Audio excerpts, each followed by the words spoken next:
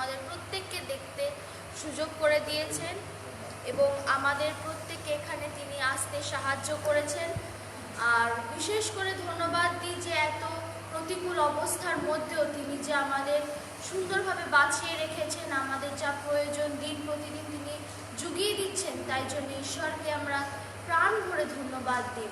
আর আজকে একটা নতুন দিন তিনি আমাদের জীবনে যোগ করেছেন, তার জন্য আরও বিশেষ করে আমরা ধন্যবাদ দেব। এবং আজকে সেই রবিবার আমরা কয়েকজন ঈশ্বরের সন্তানরা তার গৃহে এসেছি। বিশ্বাস করি আজকে এই উপাসনার মধ্যে থেকে আমরা ঈশ্বরের সে অনুগ্রহ আশীর্বাদ আমাদের সঙ্গে আমরা নিয়ে যেতে পারবো। আর আসুন আমরা প্রার্থনায় যাই।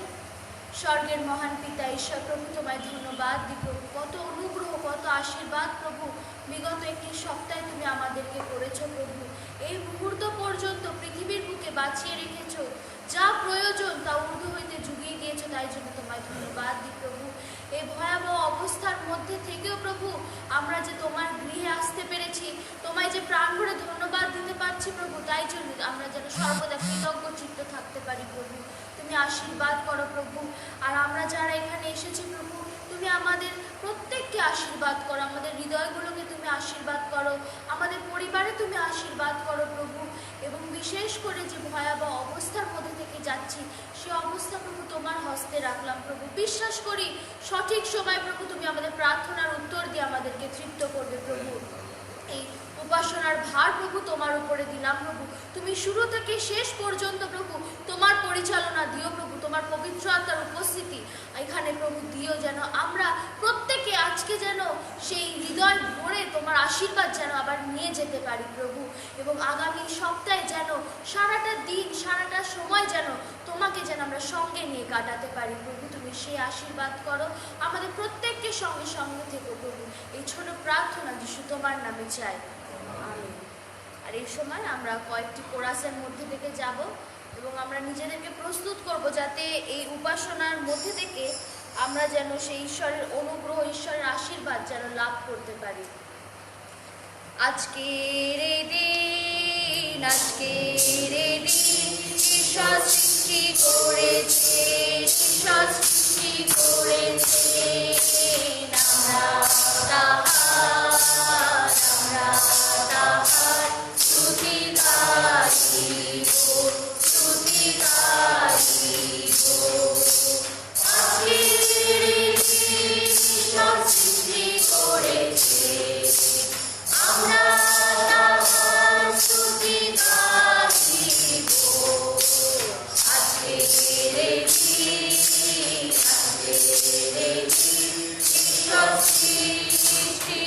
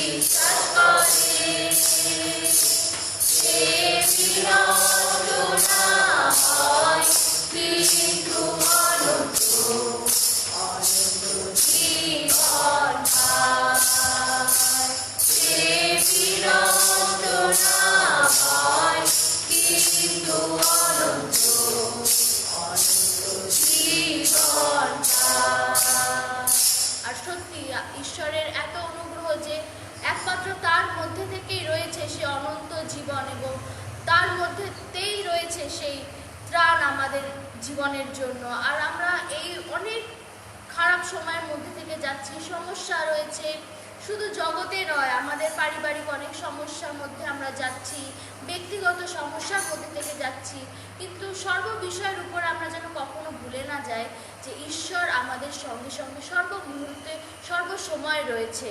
আর তার উপস্থিতিতেই কিন্তু আমরা এখনো অবধি এই অবস্থা বা আমাদের ব্যক্তিগত সমস্যা বা শয়তান যেভাবে আমাদেরকে ফেলতে চাইছে সেইগুলোর মধ্যে থেকে আমরা লড়াই করে এগিয়ে যাচ্ছি।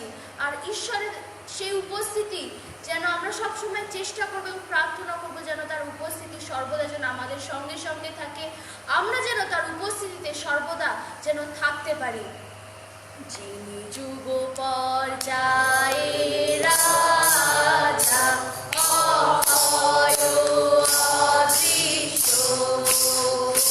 যিনি যুগ পর্যায়ে রাজা, অভয় অদৃশ্য, একমাত্র ঈশ্বর, যুগ পর্যায় যুগে যুগে, একমাত্র ঈশ্বর, যুগ পর্যায় যুগে যুগে, তাহার সমাদর মহিমা আমেন আমেন আমেন, তাহার সমাদর মহিমা আমেন আমেন আমেন। আর এই সময় আমরা শেষ গান করব এবং আমরা নিজেদের অন্তরকে বিশেষ করে প্রস্তুত করব যাতে ঈশ্বরের উপস্থিতি যে বিগত একটি সপ্তাহে, আজকে এবং আগামী দিনেও যেন আমাদের জীবনে থাকে, এবং আজকে যে বাক্য আমরা শুনতে যাব এবং যা প্রার্থনার বিষয় যা কিছু আজকে আমরা করব, এই গৃহের মধ্যে ঈশ্বর যেন তার প্রতি যেন আশীর্বাদ করে এবং আমাদের হৃদয়গুলোকে যেন তিনি আবার আবার সেই নতুনীকৃত করে এবং তার পবিত্র আত্মার সেই পরিচালনা উপস্থিতি বিশেষ করে আমাদের জীবনে যেন আরেকটি বার দেয়। কারণ এই সময়ে আমাদের জীবনে তার উপস্থিতি জগতের থেকে সব থেকে বেশি প্রয়োজন। তাই আসুন আমরা প্রত্যেকে নিজেদের অন্তরকে প্রস্তুত করব এবং নিজেদেরকে তৈরি করব যাতে ঈশ্বরের বাক্য আজকে আরেকটি বার নতুনভাবে আমাদের সঙ্গে কথা বলে। যিশু তুমি কত সুন্দর, কত মধুর, পবিত্র দয়ালু, তুমি উজ্জ্বল, শুকতারা, যিশু তুমি কত সুন্দর, যিশু তুমি কত সুন্দর, কত মধুর, পবিত্র দয়ালু, তুমি উজ্জ্বল, শুকতারা, যিশু তুমি কত সুন্দর। আর সত্যি আমরা এখানে উপস্থিত রয়েছি, কিন্তু ঈশ্বরের উপস্থিতি এখানে রয়েছে আমরা বিশ্বাস করি এবং সেইভাবে আসুন আমরা নিজেদেরকে সেই অগ্রসর করি ঈশ্বরের বাক্যের দিকে। এবং আজকে যে নিরূপিত শাস্ত্র পাঠটি আমরা পড়ব সেটা আমাদের কাছে অতি চেনা এবং আমরা অনেকবার এটাকে পড়েছি। আর আমরা দেখব গীতসংহিতা তার 34 অধ্যায়। গীতসংহিতা তার 34 অধ্যায়, এটা আমরা প্রত্যেকে জানি, কিন্তু আজকে যে বিষয়টা আমরা দেখব সেটা হয়তো আমাদের ব্যক্তিগত জীবনের সাথে বা আমাদের পরিস্থিতির সাথে খুব ম্যাচ করছে এবং খুব কাছের একটা বাক্য আমাদের জন্য এই সময় হয়ে উঠেছে। তাই আমরা যদি পেয়ে থাকি আমরা প্রত্যেকে একসঙ্গে পড়ব।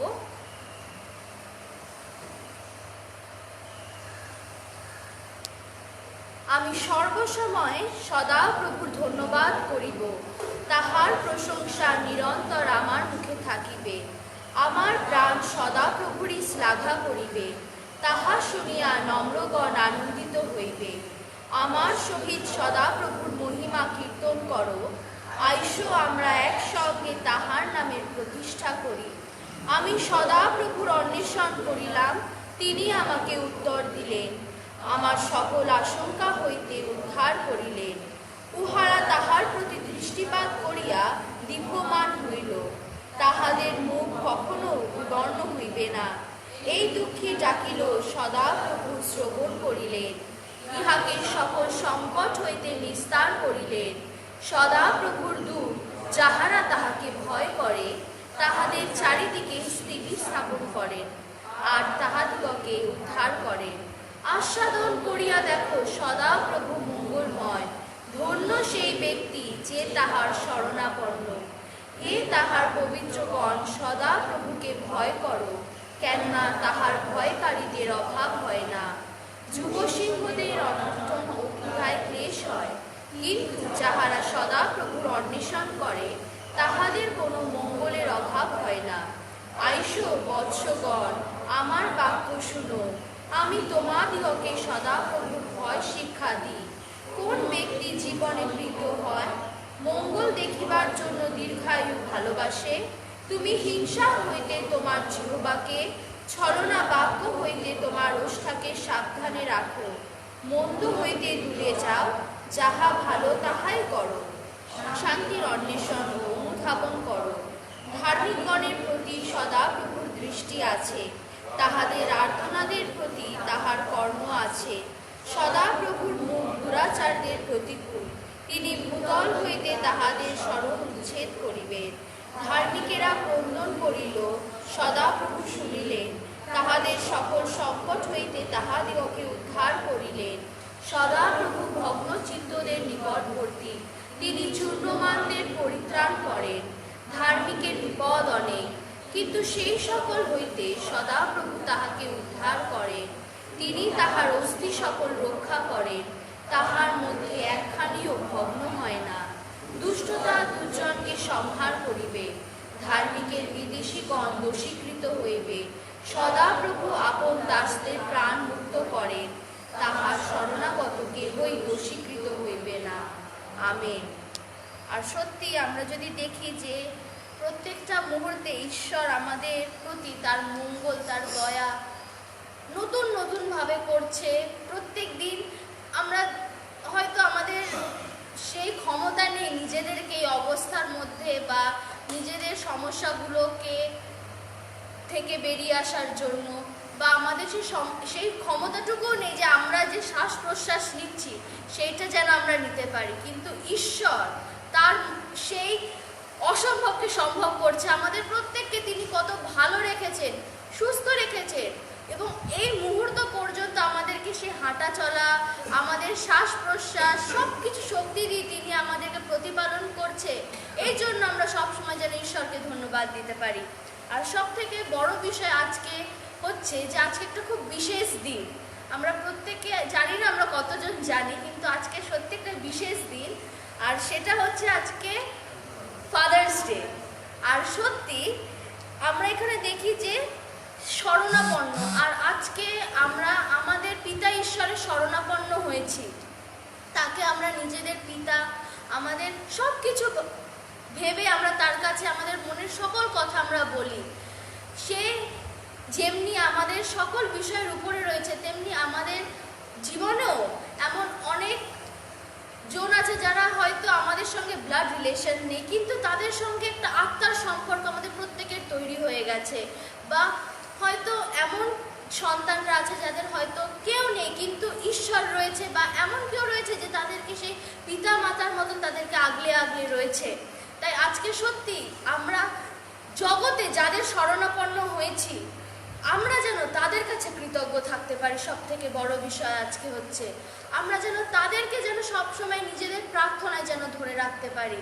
তাই আজকে আমাদের ইউথের পক্ষ থেকে সকল বাবাদেরকে আমরা হ্যাপি ফাদার্স ডে জানাই, এবং ঈশ্বর যেন তাদেরকে আরও আরও আশীর্বাদ করুক, যেভাবে তারা এই চার্চে আমাদের বিশেষ করে আমরা যারা ইউথ তাদেরকে তারা পরিচালনা দিচ্ছে এবং সুন্দরভাবে তাদের জীবনের মাধ্যমে তাদের প্রত্যেকটা আচার ব্যবহারের মাধ্যমে আমাদেরকে যে সুন্দর শিক্ষা তারা দিচ্ছেন, যেন জীবনের শেষ পর্যন্ত আমরা তাদের সন্তান হিসাবে যেন সেটা ধরে রাখতে পারি এবং জীবনে এগিয়ে যাওয়ার পথে যেন আমরা সেগুলোকে কাজে লাগাতে পারি এবং সর্বদা যেন এই যে আশীর্বাদ, এই যে সুন্দর সুন্দর জীবন আমরা পেয়েছি, আমাদের ব্যক্তিগত জীবন, আমাদের প্রত্যেকের বাবা বা রয়েছে, কিন্তু তারপরেও এই চার্চের সঙ্গে আমাদের যে আত্মার একটা সম্পর্ক রয়েছে, প্রত্যেকটা বাবাদের সঙ্গে যে আমাদের একটা আত্মার সম্পর্ক রয়েছে, তাদের জন্য আমরা বিশেষ করে প্রার্থনা করব যেন এই চার্চের মধ্যে যে মিনিস্ট্রি তারা করছে এবং তারা যখন চার্চের বাইরে যাচ্ছে, বাইরে যে জগতেও যে সন্তানরা রয়েছে তারাও যেন তাদের জীবন দেখে যেন শিখতে পারে এবং তারাও যেন তাদের জীবন দেখে অনুপ্রাণিত হয় এবং ঈশ্বরের গৃহে যেন তারা আসে। আর এই সময় আমরা একটি গানের মধ্যে থেকে যাব এবং সেটি সংখ্যা হচ্ছে 333 সংখ্যার গান, আজই মিলেছি সকলে।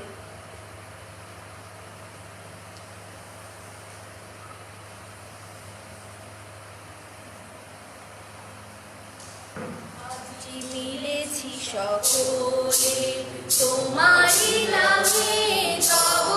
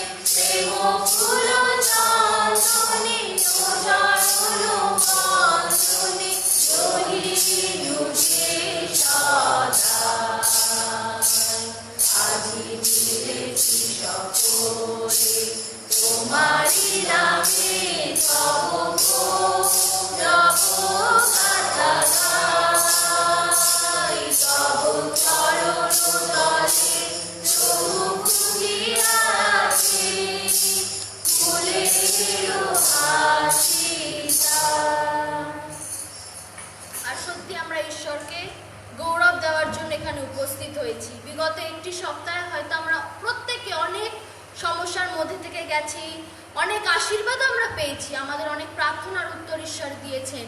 আর এই সময় আমরা প্রত্যেকে যে মুখ খুলে ঈশ্বরের কাছে আমাদের ধন্যবাদ এবং প্রার্থনার যা বিষয় রয়েছে আমরা সেগুলো ব্যক্ত করব, এবং আমি এই সকল বিষয় নিয়ে সোনালীদিকে বলব প্রার্থনা করার জন্য।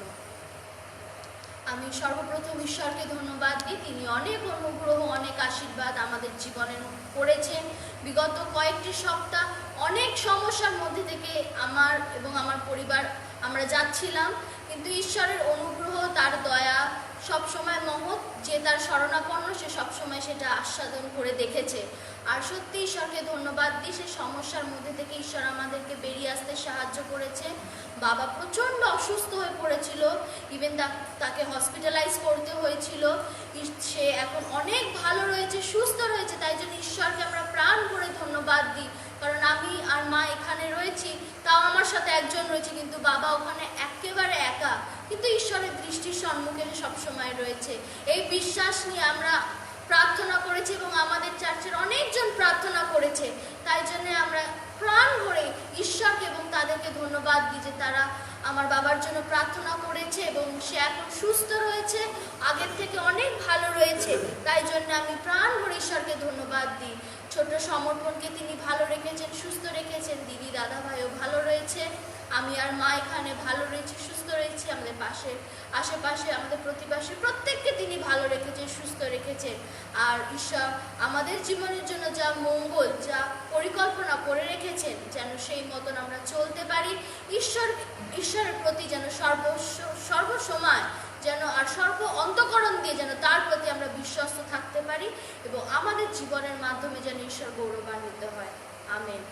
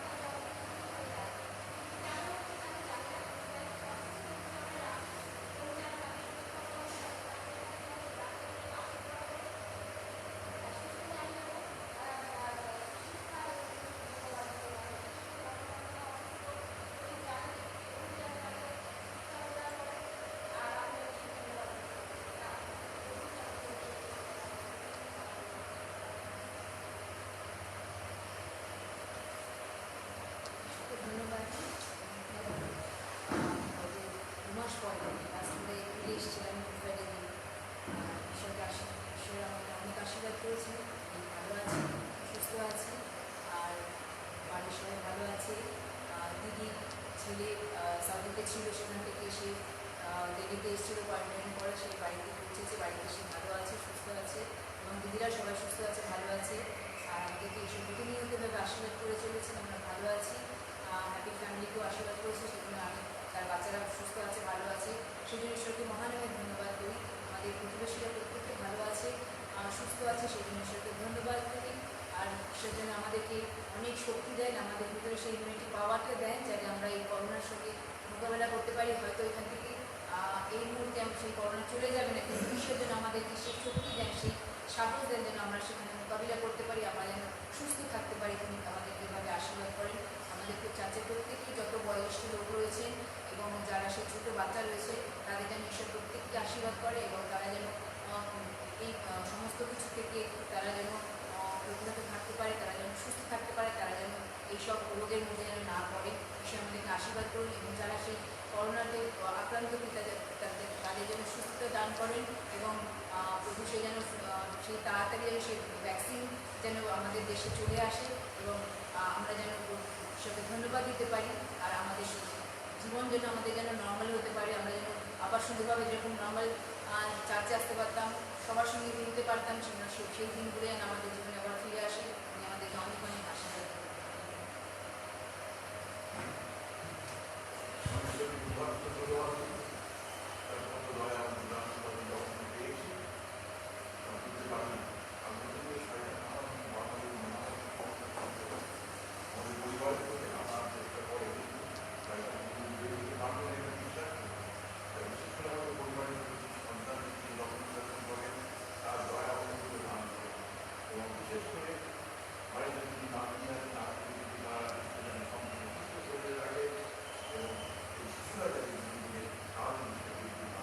আপনারা সকলেই জানেন আজকে আমরা ভারতবর্ষে বাস করছি, আজকে আমাদের যে বিশাল সংগঠিত যেটা বাইরে রয়েছে, শেষ সময় শিক্ষা তারা আগ্রহ করবে এবং করছেও থাকে এবং এই শেষ সময় তারা আগ্রহ করবে এই বিজ্ঞানের যার জন্য আমাদের ভারতবর্ষের জন্য প্রার্থনা করছে ঈশ্বর জানি শান্তি।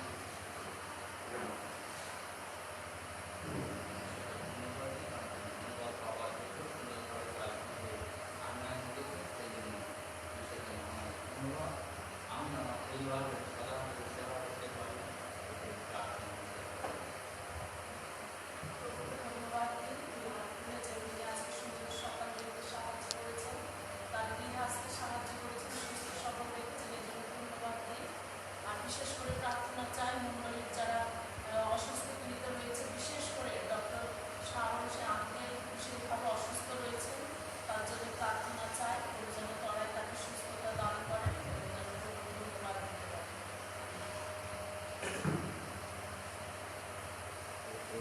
ধন্যবাদ দিই চেষ্টা করি যে আজকের দিনে প্রভু আসতে সাহায্য করেছেন, আমাদের স্ত্রী আমাদেরকে সুস্থ, আমাদের আত্মীয় পরিবার সকলকে ভালো রেখেছে। আমাদের বিশেষ করে ধন্যবাদ দিই যে ঘরের ব্যাপারে অনেকগুলোই ছিলাম, প্রবলেম ছিল, এটা ভেবেছিলাম যে বর্ষাটা চলে গেলে যে সমস্যা আমদানি করেছে, তার জন্য আমরা বসে থাকার সময় নেই। আর তার জন্য কিছুটা প্রস্তুতি নিয়েছি, গত সপ্তাহে কাজ ছিল সেটা অনেকটা এগিয়েছি, সুন্দরভাবে অনেক চিন্তিত ছিলাম। প্রভুকে ধন্যবাদ দিই, খুবই সুন্দরভাবে সাহায্য করছে। এই সপ্তাহে মূল কাজে হাত দেওয়া হবে।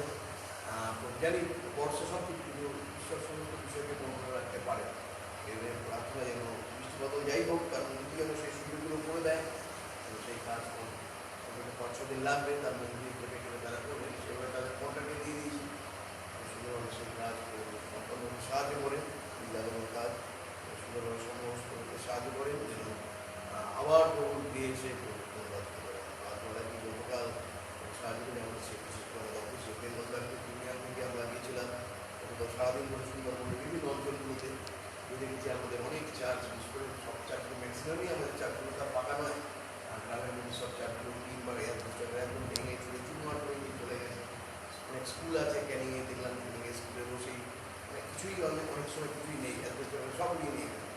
সেসব অঞ্চলগুলো দেখলাম বাসন্তী বিভিন্ন প্রত্যন্ত অঞ্চলে, আর তাদের অনেক সাহায্যের প্রয়োজন, অনেক কিছু করার প্রয়োজন, আর তেমন অর্থ আমাদের নেই। আমরা প্রার্থনা করছি বিভিন্নভাবে সেই বিভূকে অনেকে সাহায্য করছে, বিভিন্ন জন সহযোগিতার হাত তারা বাড়িয়ে দিচ্ছেন যেন সুন্দরভাবে তাদের মধ্যে দিয়ে সেই কাজ আমরা করতে পারি, যেন সুষ্ঠুভাবে। অনেক সময় বিভিন্ন কাজ করতে গেলে অনেকে অনেক রকম বলে আমাদেরটা আগে করবো, আমাদের এটা অনেক অনেক ব্যাপার থাকে, কিন্তু সুন্দরভাবে কর্মীরা আমাদের সেই জ্ঞান এবং বুদ্ধি দেয়, সুন্দরভাবে সেই কাজগুলো করা সম্ভব। এবং সেখানকার যে মানুষ খুব দুরবস্থার মধ্যে দিয়ে আছে, অনেকের অনেক ক্ষতি, একদিন ভালো বলছিল যে আমার পুকুরে 40,000 টাকার মাছ চলে গেছে, বিভিন্নভাবে মাছ চাষ করছে, নোনা জল ঢুকে গেছে, সব শেষ হয়ে গেছে।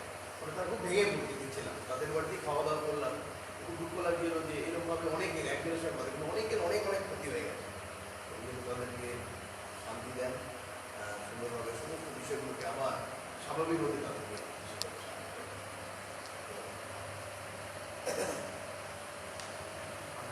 ধন্যবাদ দিই যে প্রায় 3 মাস পরে ধন্যবাদ দিই ঈশ্বর আমাদের পরিবারের থেকে খবর রেখেছে। আর মনে জানি আমাদের আমফান ছাড়া আমাদের কোনো কাজ করা অনেক সময় যদি বড় হতে পারত, বড় কাজ করে আমাদের যে আমাদের সমাজ রক্ষা করে ওটা বেশি আবার আনতে পারে। ধন্যবাদ দিই। আর আমাদের চাকরি বোঝাচ্ছে ধন্যবাদ দিই। আর এটা আপনার থাকবে আমাদের পরিবারের পক্ষ থেকে, বন্ধুর পক্ষ থেকে, আমাদের দেশের পক্ষ থেকে সুস্থ হবে। মানে এখন এমন একটা পরিস্থিতি, হসপিটালে যাওয়া মানে একটা রিস্ক আছে, কারোর জন্য কোনো রকম অসুস্থতা না হয়, সেটা যেন প্রত্যেককে সুরক্ষা দিয়ে রাখে। ছোটোখাটো অ্যাক্সিডেন্টও সমস্যা, মানে আমার অফিসের মানে ম্যানেজার গত 20 বার আমরা শুনছিলাম, তিনি আমার আগে বেরিয়েছে, রাস্তা আস্তে আস্তে দাঁড়াতে গিয়ে ওনাকে একটা বাইকে ধাক্কা মারা করে, তারপর তাকে এক্সরে করতে হসপিটালে যেতে হবে। যদিও তাকে সুরক্ষা দিচ্ছি তো খবর প্র্যাকটিস আছে, তাকে সুরক্ষা দিচ্ছি। এরকম আমাদের অনেকেরই হতে পারে, এখন আমাদের অফিস প্রত্যেককে সুরক্ষা দিয়ে রাখে যেন আমাদের কাউকে হসপিটালে যেতে না হয়। আমাদের পরিস্থিতি সচেতন আমাদের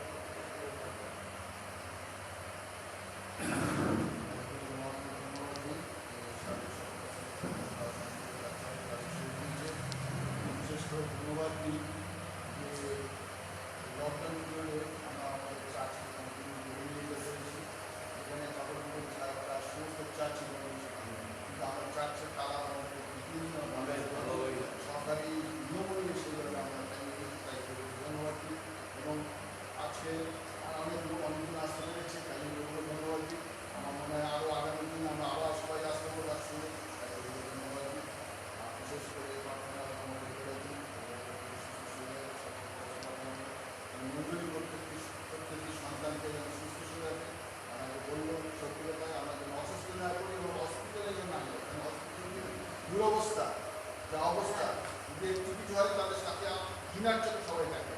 আগে যেমন স্টুডেন্টকে ঘৃণার চোখে দেখতো, সেইভাবে ঘৃণার চোখে দেখে তবু যেন আমাদের প্রত্যেকটা মন্ডলী ও আশেপাশে প্রত্যেকটি মন্ডলীর প্রত্যেকটি সন্তানকে আশীর্বাদ করা। বিশেষ করে প্রার্থনা করবো, আপনারা জানেন প্রস্তাবে দেওয়া হয়েছে ইটালি ব্যাপটিস্ট চার্চ।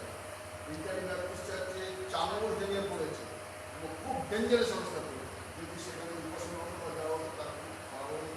তারা প্রার্থনা চাইছে, প্রার্থনা করে নিজেকে আশীর্বাদ করে সুন্দর ভবিষ্যতে দিতে পারবে।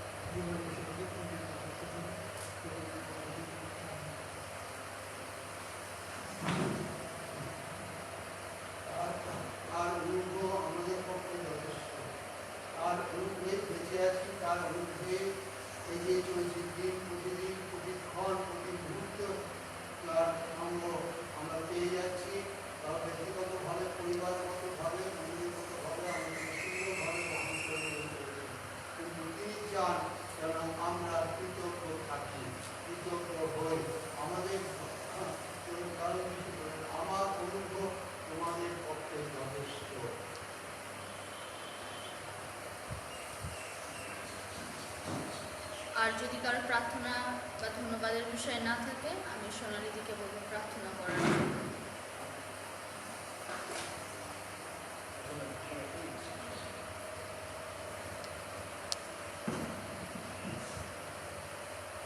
প্রার্থনা করি। আসুন আমরা প্রত্যেকে চোখ বন্ধ করি, এই সময় আমাদের ঈশ্বরকে আমরা স্মরণ করি আর প্রার্থনা করি। পরম পরম করুণাময় স্বর্গের পিতা, বাহিনীগণের পিতা, তোমায় ধন্যবাদ দিই, তোমার প্রশংসা করি, তোমার গৌরব করি প্রভু, যার জন্য আজও পৃথিবীতে তুমি আমাদের বাঁচিয়ে রেখেছো, যেন আমরা তোমার প্রাণ ভরে ধন্যবাদ, প্রশংসা, গৌরব করতে পারি। এই মুহূর্ত পর্যন্ত তুমি আমাদের সুরক্ষা দিচ্ছ পিতা, তার জন্য তোমায় ধন্যবাদ দিই। এবং তোমার উপর আমাদের অটল বিশ্বাস, দৃঢ় বিশ্বাস যে আগামী দিন পর্যন্ত যত দিন আমরা বেঁচে থাকবো, আমরা যেন তোমার সে পক্ষের নিচে থাকতে পারি। তুমি সেই আশীর্বাদ, সেই দয়া, তুমি করুণা আমাদের প্রত্যেককে করো পিতা। পিতা তোমায় ধন্যবাদ দিই পিতা, যেখানে প্রত্যেকটা চার্জ বন্ধ ছিল, কিন্তু আমাদের সেই করুণা তুমি করেছো, একদিনের জন্য তুমি সেই তালা বন্ধ করতে দাওনি। তোমার পরম করুণায়, তোমার দয়ায় প্রভু, আজও শুনি যে আজও অনেক চার্জ হয়তো খুলতে পারছে না পিতা।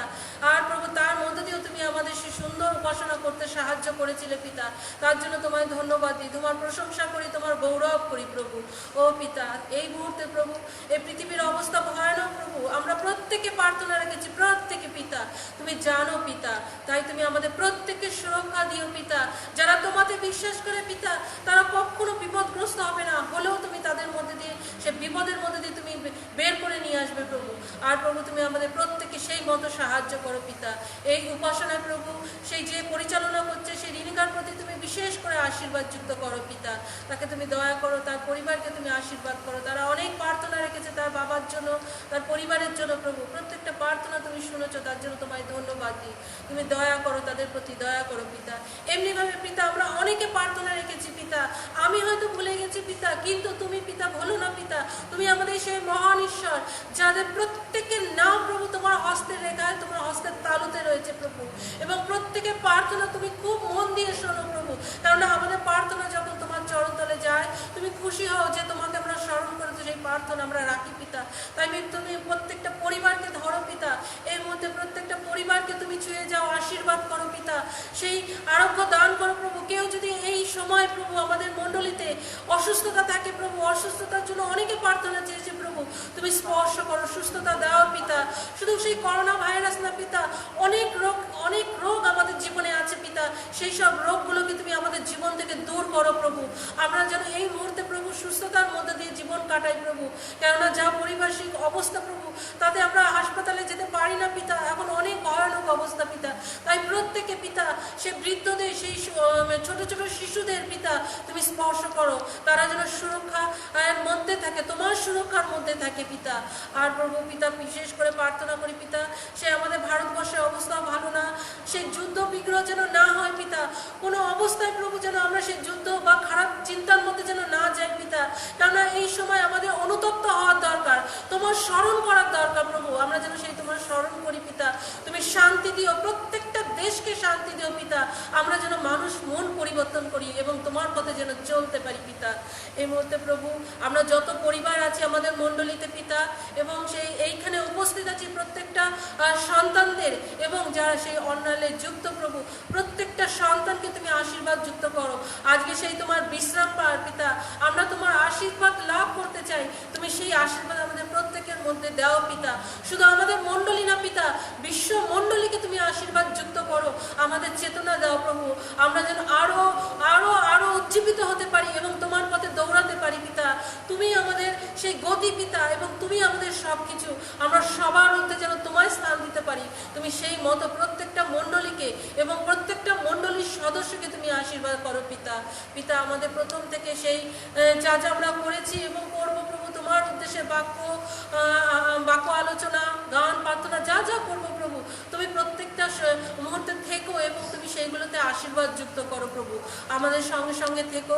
আরেকটি বার তোমার যত সন্তান এখানে এসেছে প্রভু, প্রত্যেকটা সন্তানের উপর তুমি হস্ত রাখো, আশীর্বাদ করো, দয়া করো, করুণা করো পিতা।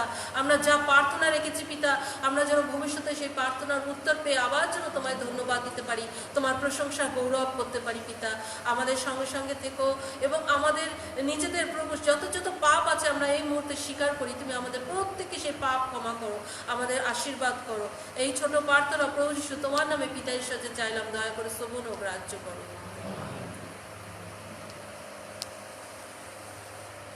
আমরা ধন্যবাদ প্রার্থনা শুনলাম এবং এই সময় আমরা উপস্থিত হয়েছি সেই ঈশ্বরের বাক্য শোনার জন্য এবং আমরা নিজেদের অন্তরকে প্রস্তুত করব যাতে ঈশ্বর আজকে আমাদের সঙ্গে যেন কথা বলে এবং আমাদের জীবনে এগিয়ে যাওয়ার জন্য যে বাক্য প্রয়োজন, যে আত্মিক খাদ্য আমাদের প্রয়োজন, যেন আমরা হৃদয় ভরে যেন নিয়ে যেতে পারি।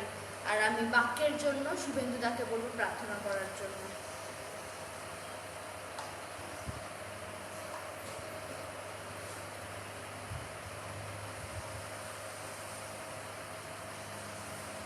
আসুন আমরা প্রার্থনা করি। ঈশ্বর, তোমাকে ধন্যবাদ দিই পিতা যে তুমি আমাদের এই সুন্দর যে ফেলোশিপ তুমি আমাদেরকে দিয়েছো পিতা, এবং বিশ্বাস করি তুমি আমাদের মধ্যে উপস্থিত রয়েছো পিতা।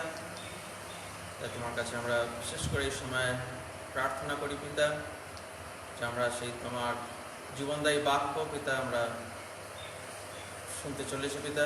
তাই পিতা সেই যে বক্তা পিতা তাকে তুমি তোমার আশীর্বাদ দাও, তোমার আত্মা দিয়ে তুমি তাকে পরিপূর্ণ করো, পরিচালনা দান করো পিতা, এবং তাকে তুমি ব্যবহার করো পিতা। তুমি আজকে যা আমাদেরকে প্রত্যেকের সাথে কথা বলতে চাও পিতা, তার মধ্যে দিয়ে তুমি সেই কথা বলো, এবং আমরা যারা শ্রোতা রয়েছি পিতা আমাদের প্রত্যেকের সেই আত্মিক কান তুমি খুলে দাও পিতা, যেন সেই বাক্য আমাদের জীবনের গভীরে প্রবেশ করতে পারে পিতা, এবং যেন তা কার্যকারী হতে পারে এবং আমাদের আত্মিকভাবে যেন আমাদেরকে গেঁথে তুলতে পারে পিতা। তাই পিতা বিশ্বাস করি তুমি তাকে সেই আশীর্বাদ করেছো পিতা। তাই তাকে আশীর্বাদ করো এবং প্রত্যেককে আমাদেরকে একবার আশীর্বাদ করো। প্রার্থনা প্রভু যীশু খ্রিস্টের নামে চাই, আমেন।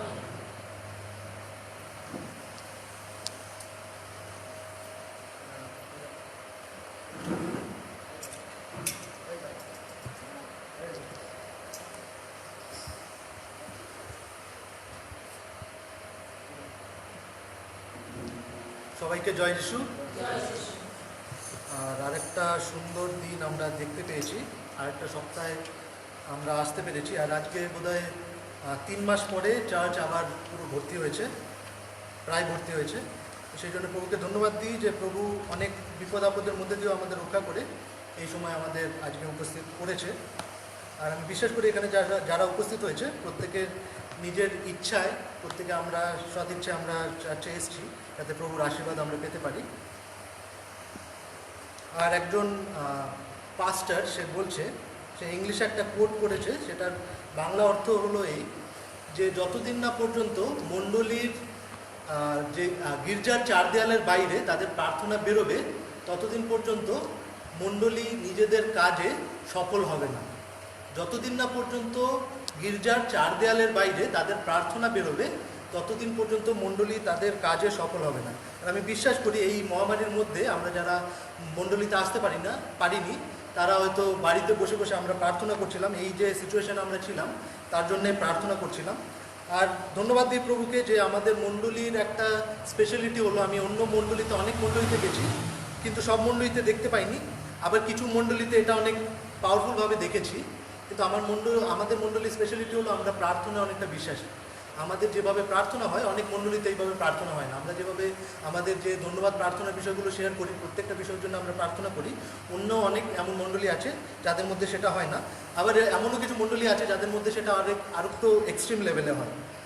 তো প্রভুকে ধন্যবাদ করি যে আমরা তবুও এই জিনিসগুলো শিখতে পেরেছি, আমরা প্রার্থনা করতে পারছি। আর আমি বিশ্বাস করি আমরা সেই প্রার্থনাশীল জীবন আমরা প্রত্যেকে যাপন করছি। আর আজকে এখানে উপস্থিত হওয়ার একটা বিশেষ তাৎপর্য হলো, রেণিকা শেয়ার করেছে যে আমরা জানি যে ফাদার্স ডে, আর সেই বাবার ভালোবাসা সম্বন্ধে আমরা আগেও শুনেছি। আমাদের যে বাবা, যে পিতা ঈশ্বর, তার যে ভালোবাসা, তার গল্প আমরা অনেক কিছু জানি, কিন্তু সেই বাবার রাগের দিকটা আমরা এখন অনুভব করছি যে বাবা কেমন রেগে গেলে কি হতে পারে, আমরা সেটা খুব ভালো বুঝতে পারছি। আমাদের প্রত্যেকের বাবা আছে বা ছিল, আর আমরা জানি সেই বাবা রেগে গেলে আমাদের সাথে কী কী বিষয়গুলো হয়েছে বা সেগুলো আগে কী কী ঘটনা ঘটেছে। আর আমরা এখন বুঝতে পারছি যে আমাদের যে বাবা আছে সে রেগে গেলে কি হতে পারে। তো আজকে বিশেষ করে আমি 3টে কোশ্চেন আমি প্রিপেয়ার করে এনেছি, যে কোশ্চেনগুলো আমরা আনসার জানার চেষ্টা করব।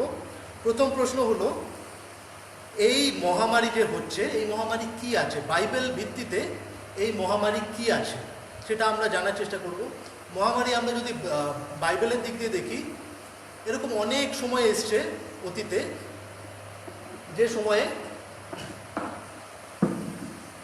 এরকম মহামারী আমাদের পৃথিবীর বুকে এসছে। অনেক এরকম মহামারী এসছে পৃথিবীর বুকে, আর পৃথিবী অনেক এরকম মহামারী এক্সপিরিয়েন্স করেছে, আর তার মধ্যে থেকে বেরিয়েও এসছে।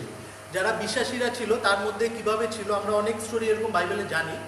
আর তার মধ্যে কিছু জায়গাগুলো আমরা যদি দেখি, আর সেখানে আমরা দেখতে পাই যে এই মহামারী কিন্তু স্বয়ং ঈশ্বর অ্যালাউ করছে পৃথিবীতে আসার জন্য। আমরা অনেকে এখন হয়তো আমরা যে বাইবেল থেকে যে জিনিসগুলো শিখছি বা আমরা যা জানছি, আমাদের মনে হতে পারে যে ঈশ্বর তো এই জিনিসগুলো দেয় না, এটা হয়তো শয়তানের কাছ থেকে আসছে। হ্যাঁ, আপনারা যা ভাবছেন একদম সত্যি, শয়তানের কাছ থেকেই আসছে, কিন্তু ঈশ্বর এটাকে অ্যালাউ করছে।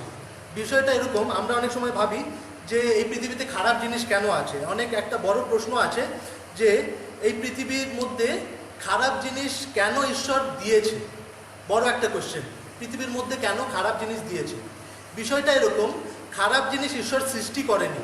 আমরা অনেক সময় ভাবি যে খারাপটাও ঈশ্বর তো সব কিছু সৃষ্টি করেছে, খারাপটাও ঈশ্বর সৃষ্টি করেছে।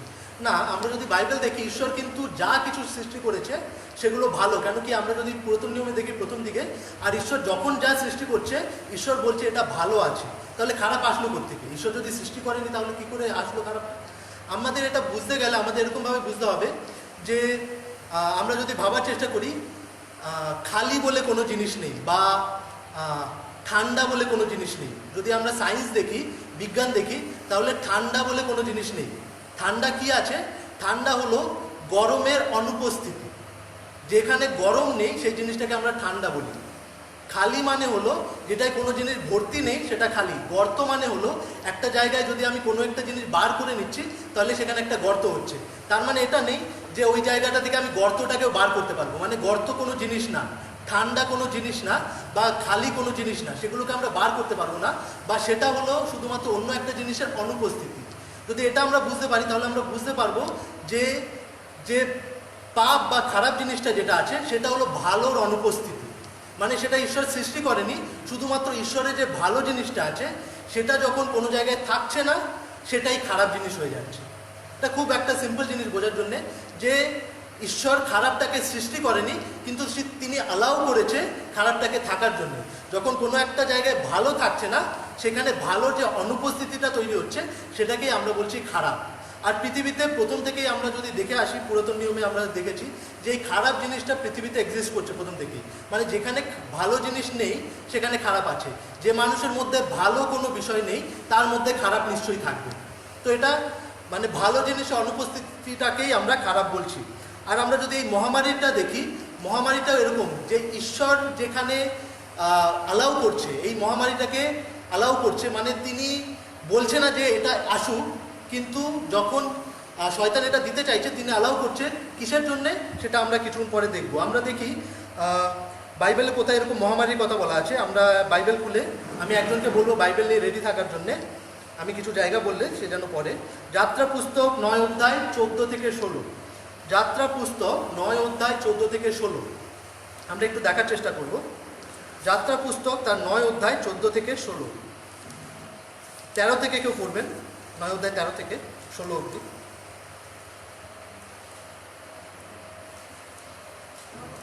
কেউ একজন পড়বে।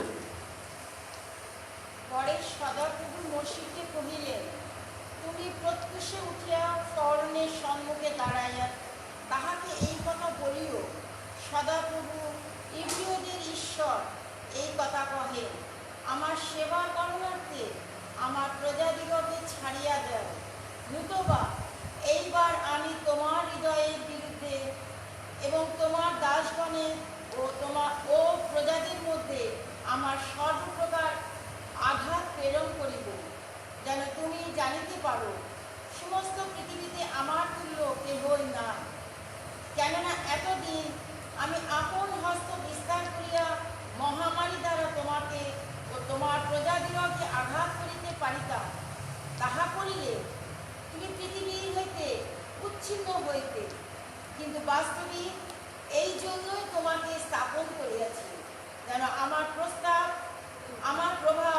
তোমাকে দেখায় ও সমস্ত পৃথিবীতে আমার নাম কীর্তিত হয়। তো আমরা এখানে দেখতে পাচ্ছি যে এখানে ঈশ্বর বলছে, এটা ঈশ্বরের কথা সদাপ্রভু মসিকে বলছে, আর ঈশ্বর স্বয়ং বলছে যে তখন যে মহামারী এসছিল, যে বিষয়গুলো এসছিল, আমরা জানি আঘাত এসছিল সেই যারা ফরেনের যারা ইয়েরা ছিল তাদের উপর আঘাত এসছিল, মিশরীয়দের উপর। এই আঘাতগুলো ঈশ্বর বলছে যে আমি পাঠাচ্ছি।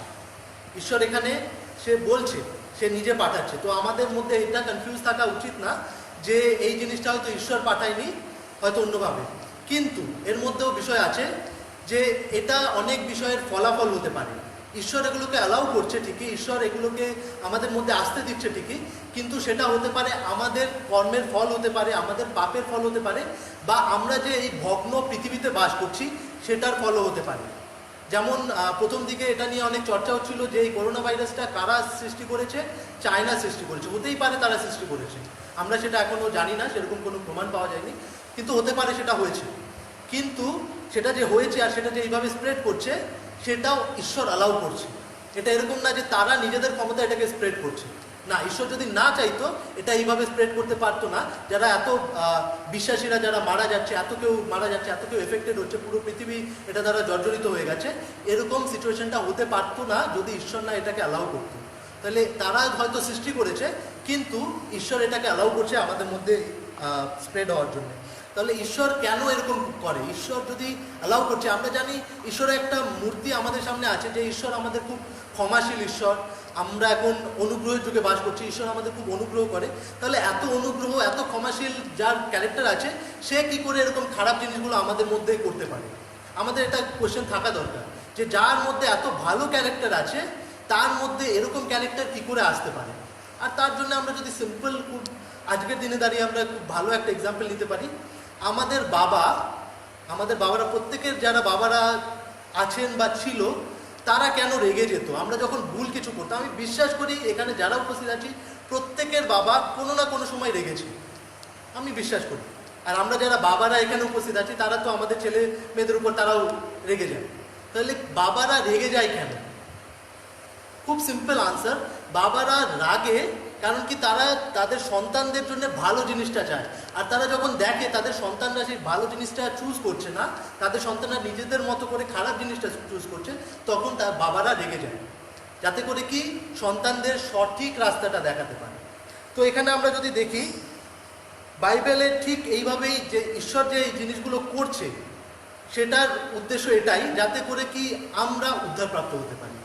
মানে এটার অন্য কোনো উদ্দেশ্য নেই। খারাপ জিনিসটা ঈশ্বর অ্যালাউ করছে ভালোর জন্যে।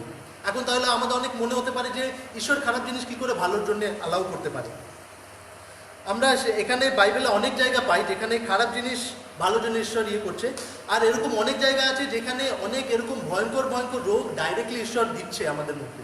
আমরা ইবোলা বলে একটা রোগ ছিল, আগে খুব হতো, এটা সম্বন্ধে আমরা সবাই শুনেছি, আমরা হয়তো জানি কিছুটা কিছু কয়েকশো বছর আগে সেটা খুব স্প্রেড করেছিল। এরকম করোনা ভাইরাস আমরা যখন দেখছি সেরকমভাবে স্প্রেড করেছিল। আর আমরা যদি বাইবেলে দেখি এই করোনা ভাইরাস সম্বন্ধে হয়তো ডাইরেক্ট কোনো স্পেসিফিকেশন নেই ভাইরাস কী করবে কি, কিন্তু ইবোলা ভাইরাসের সম্বন্ধে তার যে ইনফেকশন যেভাবে সেটা স্প্রেড হয় সেই সম্বন্ধে কিছু ডাইরেক্ট স্পেসিফিকেশন বাইবেলে বলা আছে। আমরা দেখি দ্বিতীয় বিবরণ 28 অধ্যায় 22 পদ, দ্বিতীয় বিবরণ 28 অধ্যায় 22 পদ, কেউ একজন পড়বে।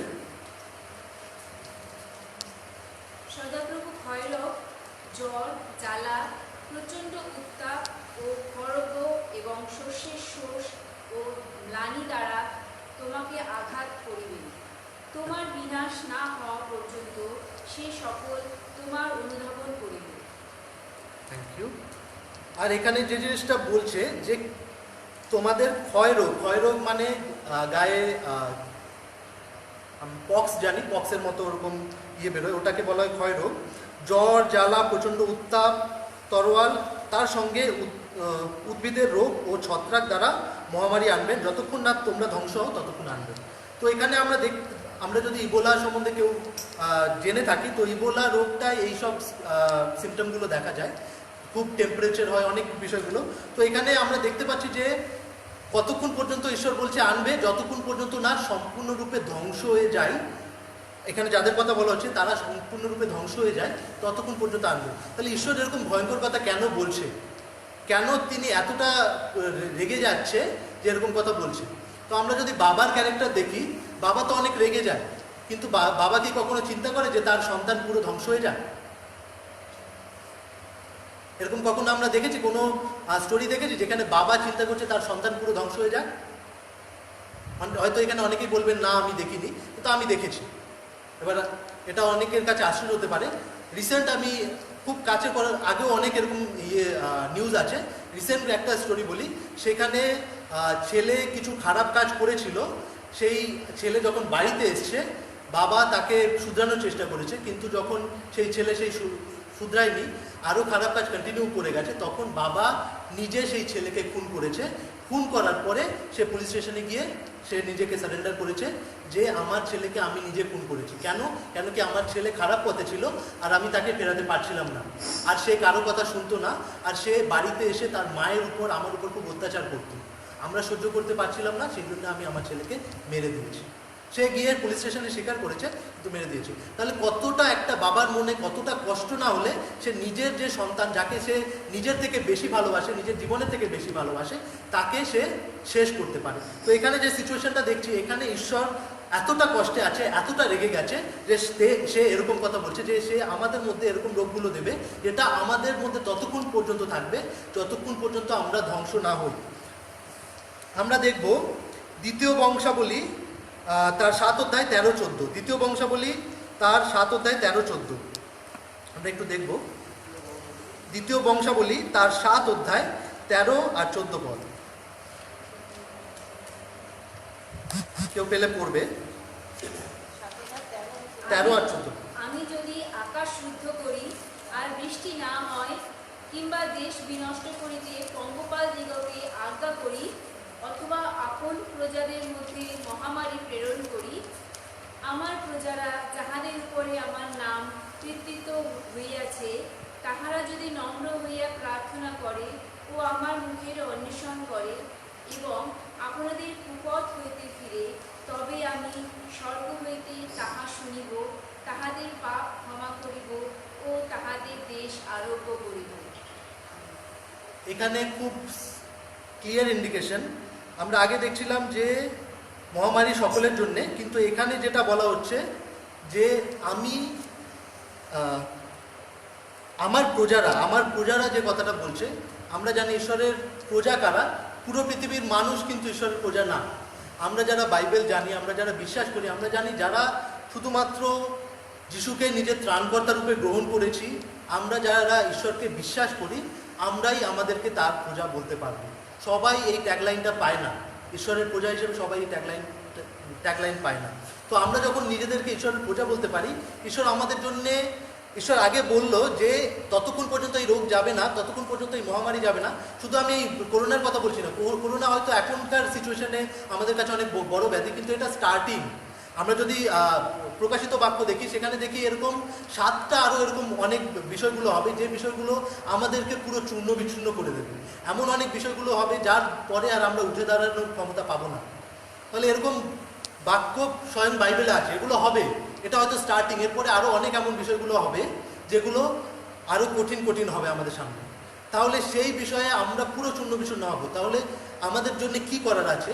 ঈশ্বর শুধুমাত্র আমাদের কাছে একটা রাস্তা রেখেছে, যে যখন আমার প্রজারা আমার কাছে সমর্পণ করবে, নিজেকে তাদের পাপ স্বীকার করবে, আমাদের বুঝতে হবে যে এই সিচুয়েশন থেকে উদ্ধার প্রাপ্ত হওয়ার জন্য আমাদের কাছে, যারা আমরা ঈশ্বরের প্রজা আছি, আমরা যারা বিশ্বাস করেছি, আমাদের কাছে শুধুমাত্র একটাই উপায় আছে। আমাদের 10টা উপায় নেই, আমরা কিছুভাবে এর থেকে উদ্ধারপ্রাপ্ত হতে পারবো না। মাস্ক পরে, হাতে স্যানিটাইজ করেও আমরা উদ্ধারপ্রাপ্ত হতে পারবো না। বা আরও যে বিষয়গুলো আছে, আমরা যদি খুব জ্ঞানী বিজ্ঞ হই, অন্যান্য বিষয়গুলো আমরা অ্যাপ্লাই করি, সেইভাবে আমরা উদ্ধারপ্রাপ্ত হতে পারবো না। আমাদের কাছে উদ্ধারপ্রাপ্ত হওয়ার শুধুমাত্র উপায় আছে, যে ঈশ্বর বলছে যে তারা যদি নিজেদের পাপ স্বীকার করে, তারা যদি ক্ষমা চায়। তো আমরা জানি আমরা সবাই পাপী আছি, এখানে যারা উপস্থিত আছি আমরা কেউ বলতে পারবো না যে আমার পাপ ঈশ্বর, আমি জানি ঈশ্বরের কাছে আমার কোনো পাপ নেই। আমরা জানি সবার পাপ আছে। তো আমাদের প্রতিনিয়ত সেই জন্য আমাদের পাপের জন্য ক্ষমা চাওয়া দরকার, কেন কি আমরা প্রতিনিয়ত পাপ করি। আর যখন আমরা ক্ষমা চাইবো, যখন ঈশ্বরের কাছে আসব, ঈশ্বর আমাদের অনুগ্রহ করতে উদ্যোগী আছে। তিনি চান আমাদের অনুগ্রহ করতে, তিনি চান আমাদের বাঁচিয়ে রাখতে। বাবা তিনি, তার ক্যারেক্টারটা আছে। সেই বাবা, আমি যে বাবার কথা বললাম, সেই বাবা তার ছেলেকে শুধরানোর চেষ্টা করছিল, কিন্তু যখন শুধরায়নি, যখন সে কোনো উপায় পায়নি, তখন সে নিজের ছেলেকে পর্যন্ত খুন করতে বাধ্য হলো। ঈশ্বরের ক্যারেক্টারটা আমরা যদি বোঝার চেষ্টা করি, তিনি চান আমাদেরকে উদ্ধার করতে। যখন আমরা সেই উদ্ধারপ্রাপ্ত হতে চাই না, আমাদের ক্যারেক্টারটা যখন এরকম হয় যে আমরা তো খারাপ কাজ করব, কি যায়।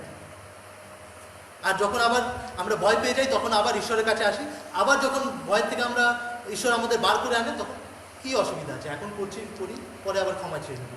আমাদের ক্যারেক্টারটা যখন এরকম হবে, বারবার যখন আমরা পাপের দিকে, পাপ করার জন্যে নিজেদের মনকে প্রস্তুত করবো বারবার, ঈশ্বর আগে থেকে জেনে যায়। ঈশ্বর জানে যে আমরা, আমাদের ক্যারেক্টার কী আছে। এরকম না যে আমরা পাপ করছি যখন, তখন ঈশ্বর জানতে পারছে যে আমরা পাপ করছি, এরকম না। ঈশ্বর জানে আমাদের ক্যারেক্টার কী আছে। আমরা কিছু ভাবার আগে তিনি জেনে যান আমরা কি ভাবতে চলেছি। তো সেই জন্যে আমাদের মনটাকে আমাদের প্রিপেয়ার করতে হবে, যাতে করে কি আমরা পাপের ভাবনাটুকু পর্যন্ত না করি। আর সেইভাবে আমরা যখন ঈশ্বরের কাছে ক্ষমা চাইব, তিনি ক্ষমাশীল ঈশ্বর, তিনি ক্ষমা করবেন। আর আমরা যদি দেখি এরকম যে সিচুয়েশনগুলো আসছে বা আসবে, সেগুলোর দ্বারা যে জিনিসগুলো হবে, সেগুলো যে শুধুমাত্র ঈশ্বর নিজে আনছে এরকম না, সেইগুলো আমরা অনেক জিনিসগুলো আনছি, আমাদের ইচ্ছাতে এই জিনিসগুলো আসছে। আর ঈশ্বর এগুলোকে, আমি প্রথমেই বললাম, ঈশ্বর অ্যালাউ করছে, যে আমরা আনার চেষ্টা করছি, বাজে জিনিসগুলো আমরা করছি, আমরা পাপ করছি, খারাপ কাজ করছি, আর যখন তার প্রতিফলগুলো আমরা পাচ্ছি, ঈশ্বর অ্যালাউ করছে। ঠিক আছে, তোমরা দেখো, তোমরা যে কাজগুলো করছো তার ফলাফল কি হয়। কেন কি আমরা না দেখে আমরা বুঝতে পারবো না। আমি যখন এই আমফানের পরে, আমফানের দিন খুব আমার ভয় হচ্ছিল, যখন আমাদের ঘরের উপর দিয়ে সেই ঝড়টা যাচ্ছিল, ঘরের চাল যখন উঠছিল, খুব ভয় হচ্ছিল।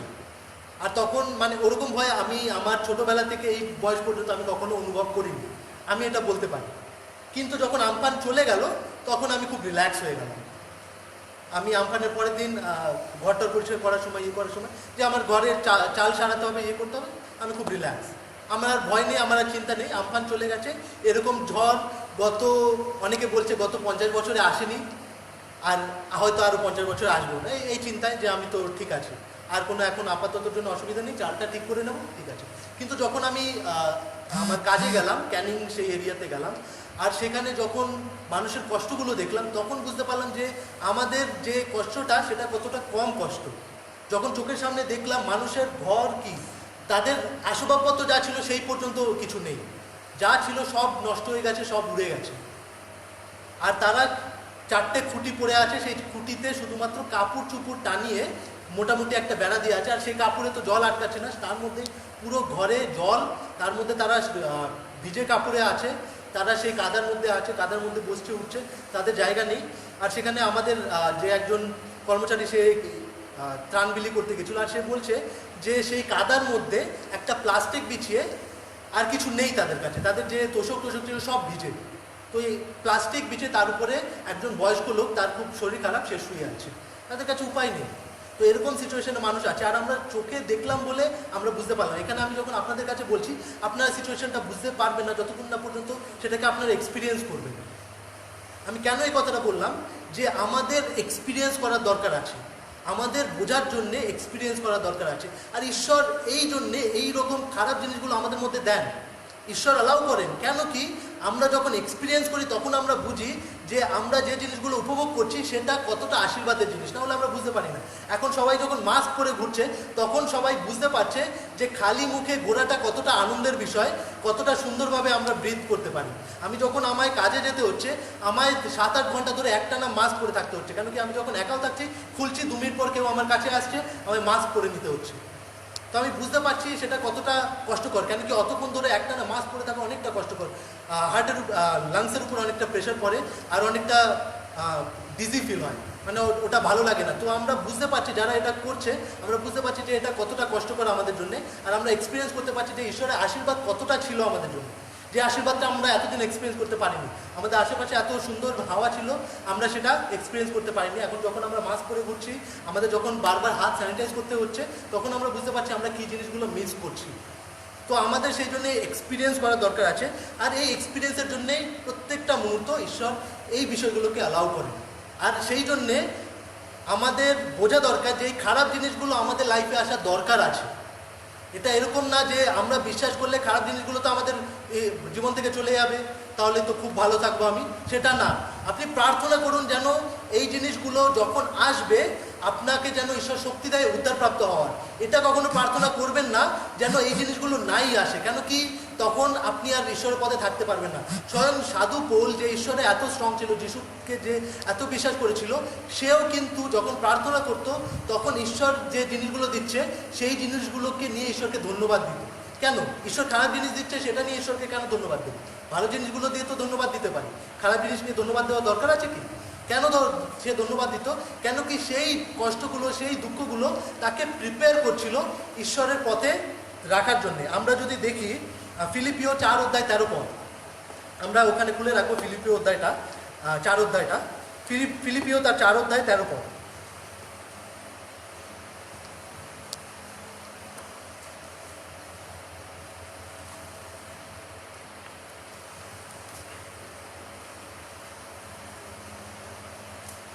কেউ একজন পেলে পড়বে 13 পদ। যিনি আমাকে শক্তি দেন তাহাতে আমি সকলই করিতে পারি। আমরা এই ভার্সটা সবাই জানি যে যিনি আমাকে শক্তি দেন তাহাতে আমি সকলই করতে পারি। এখানে তাহাতে বলতে যিশু খ্রিস্টের কথা বলা হয়েছে। আমরা যদি আগে দেখি সেটা টেক্সটটা কনটেক্সট দেখলে আমরা বুঝতে পারবো যিশুর কথা বলা হয়েছে। তাহলে এটা ইংলিশে বলে we can do all things through Christ. আমরা যিশু খ্রিস্টতে সব কিছু করতে পারি। তাহলে এই সব কিছু করতে পারেন মানে কি? আমরা যে কোনো কাজে ইনভিনসিবল হয়ে যাব, মানে আমরা যা প্ল্যান করবো সেটাই সাকসেস হবে? কিন্তু এখানে যদি কনটেক্সটটা আমরা বোঝার চেষ্টা করি, সাধু পৌল এরকম কোনো কনটেক্সট দেয়নি যে আমরা যা করব তাতেই সাকসেস হবো। কিন্তু সে কি কনটেক্সটে বলছে আমরা দেখার চেষ্টা করব। আমরা 12 পদটা পড়ি, ওইখানেই 12 পদটা পড়ি। আমি অবনত হইতে জানি, উপচয় ভোগ করিতেও জানি, প্রত্যেক বিষয়ে ও সর্ববিষয়ে আমি তৃপ্ত কি ক্ষুধিত হইতে, উপচয় কি অনাটন ভোগ হইতে দীক্ষিত হইয়াছি। তো আমরা এখানে দেখতে পাচ্ছি যে সাধু পৌল সে তার লাইফে বলছে যে সে যেমন ভালো জিনিসগুলো এক্সপিরিয়েন্স করেছে, খারাপ জিনিসগুলো সেরকমই কিন্তু এক্সপিরিয়েন্স করেছে। তার জীবনে ভালো জিনিস যতটা এসছে, খারাপ জিনিস অতটা এসছে। তাহলে সেই সিচুয়েশনে যখন তার লাইফে খারাপ সিচুয়েশনগুলো আসছে, তার মধ্যে দিয়ে সে কি বলছে? আমি খ্রিস্টেতে সব কিছু করতে পারি। কেন? যখন খ্রিস্ট আমাদের সাথে থাকবে আমরা সব কিছু করতে উদ্যোগী হব। এই সব কিছু মানে কি? আমাদের লাইফে যে স্ট্রাগলগুলো আসবে, যে সমস্যাগুলো আসবে, আমাদের যখন এরকম সিচুয়েশন আসবে, যখন এরকম মহামারী আসবে, যখন এরকম প্রাকৃতিক দুর্যোগ আসবে, সেই বিষয়গুলোর মধ্যে দিয়ে আমরা কীভাবে উদ্ধারপ্রাপ্ত হতে পারবো? যখন আমরা খ্রিস্টেতে থাকবো। আর আমরা এখানে যারা উপস্থিত আছি আমরা খুব ভালো করে জানি আমরা খ্রিস্টেতে কিভাবে থাকতে পারি। খ্রিস্টেতে থাকার সব থেকে প্রাইমারি যে জিনিসটা সেটা হলো ঈশ্বরের বাক্যকে নিজেদের মধ্যে রাখা আর ঈশ্বরের কাছে প্রার্থনা নিবেদন করা, ঈশ্বরের সাথে সম্পর্কটা রাখা। আমরা যদি ঈশ্বরের সাথে সম্পর্ক না রাখি, যিশুর সাথে সম্পর্ক না রাখি, আমরা কখনো এটা বলতে পারবো না যে আমি খ্রিস্টেতে আছি। এটা আমি কখনো বলতে পারবো না। আর আমাদের মধ্যে এটা টেন্ডেন্সি আছে যে আমি তো চার্চে যাই রবিবার, তাহলে আমি বিশ্বাসী আছি, আমি খ্রিস্টেতে আছি। কখনো না। বাইবেল এটা বলছে না রবিবার চার্চে গেলে বিশ্বাসী বা খ্রিস্টেতে থাকার কথা। আমি তো ফেলোশিপ করছি, আমি তো মহিলা সমিতির সাথে যুক্ত আছি, বা আমি তো অন্য ফেলোশিপের সাথে যুক্ত আছি, আমি এই দিন ফেলোশিপ করছি, তাহলে আমি বোধহয় খ্রিস্টেতে আছি। আমায় তো চার্চে প্রিচিং করার জন্য ডাকছে, বা আমায় তো চার্চ চালানোর জন্য ডাকছে, তাহলে বোধহয় আমায় মনে করছে যে আমি খ্রিস্টেতে আছি। কিন্তু আপনি ভালো করে জানেন আপনি খ্রিস্টেতে আছেন কি না। আপনার মনের মধ্যে সবসময় কী খেয়ালগুলো আসে সেটা যদি আপনি পর্যালোচনা করেন তাহলে আপনি জানতে পারবেন যে আপনি খ্রিস্টেতে আছেন কি না। খ্রিস্টেতে থাকার সম্পূর্ণ একটা সিম্পল জিনিস আপনি চিন্তা করে দেখবেন। আমি এটা আমার লাইফে দেখেছি যে যখন আমি খ্রিস্টেতে থাকি তখন আমি এক্সপিরিয়েন্স করতে পারি যে আমার মধ্যে যদি কোনো খারাপ চিন্তা আসছে তখন সেই খারাপ চিন্তাটা অ্যাভয়েড করার একটা টেন্ডেন্সি আমার মধ্যে আসে কিনা, সেই চিন্তাটাও সাথে সাথে আসছে কিনা। খারাপ চিন্তা আমাদের প্রত্যেকের মনের মধ্যে আসে, মিথ্যা কথা বলার ইচ্ছা আমাদের প্রত্যেকের মনের মধ্যে আসে, কিন্তু যখন সেই মিথ্যা কথা বলার ইচ্ছেটা আমার মনের মধ্যে আসছে তখন সেটা অ্যাভয়েড করার ইচ্ছেটা আমার মনের মধ্যে আসছে কি? যদি আসছে তাহলে আপনি বুঝতে পারবেন যে হ্যাঁ আপনি কিছুটা হলেও খ্রিস্টের সাথে আছেন। সেই জন্য পবিত্র আত্মা আপনাকে সেই চেতনাটা দিচ্ছে যে এই জিনিসটা করা এখন উচিত না, এই জিনিসটা করা খারাপ আছে, সেই চেতনাটা দিচ্ছে। কিন্তু সেটা চয়েস, মানে আমরা সেটা চুজ করতে পারি। আমি খারাপটাও চুজ করতে পারি, আমি ভালোটাও চুজ করতে পারি। আমার ইচ্ছা। পবিত্রাত্মা আমায় পরিচালনাটা দেবে, আমাকে বলবে কি হওয়া উচিত, কিন্তু তারপরে আমার চয়েস আছে। পবিত্রাত্মা আমায় ফোর্স করবে না, যিশু আমায় ফোর্স করবে না, যিশু ফোর্স করবে না তাকে চুজ করার জন্য। এটা আমাদের মনে রাখতে হবে। এখানে যখন আমরা দেখছি যে ঈশ্বর চাইছে যাতে করে কি তাকে আমরা গ্রহণ করি, ঈশ্বর চাইছে, কিন্তু ঈশ্বর আমাদেরকে ফোর্স করেনি। সেই জন্যেই আমরা যদি ভাবি যে কেন এই পৃথিবীতে খারাপ বিষয়গুলো ঈশ্বর অ্যালাউ করেছে, তার একটা সিম্পল এক্সাম্পল হলো, বিষয় হলো যে ঈশ্বর চায় যাতে করে কি আমরা নিজেদের ইচ্ছায় ঈশ্বরকে গ্রহণ করি, নিজেদের ইচ্ছায়। আর এই জন্য খারাপ জিনিসগুলো থাকাটা দরকার আছে। যদি খারাপ জিনিসটা প্রথম থেকে ঈশ্বর অ্যালাউ না করতো, তাহলে বিষয়টা কেমন হতো বলুন তো? আমরা স্বর্গে এখন থাকতাম, আর স্বর্গে বসে এখন আমরা ঈশ্বরকে আরাধনা করতাম, আর আমাদের কোনো চয়েস থাকতো না। আমাদের একটাই চয়েস থাকতো যে আমাদের ঈশ্বরকে আরাধনা করতে হবে, সবসময় ঈশ্বরের কাছেই থাকতে হবে। কিন্তু ঈশ্বর সেটা আমাদের চয়েস দিয়েছে, আমাদের সেরকম করাইনি, আমাদের পুতুল বানায়নি ঈশ্বর। আমাদের চয়েস দিয়েছে কি না, এদেরকে চয়েস হলো এরা খারাপ ভালোর মধ্যে চুজ করতে পারবে।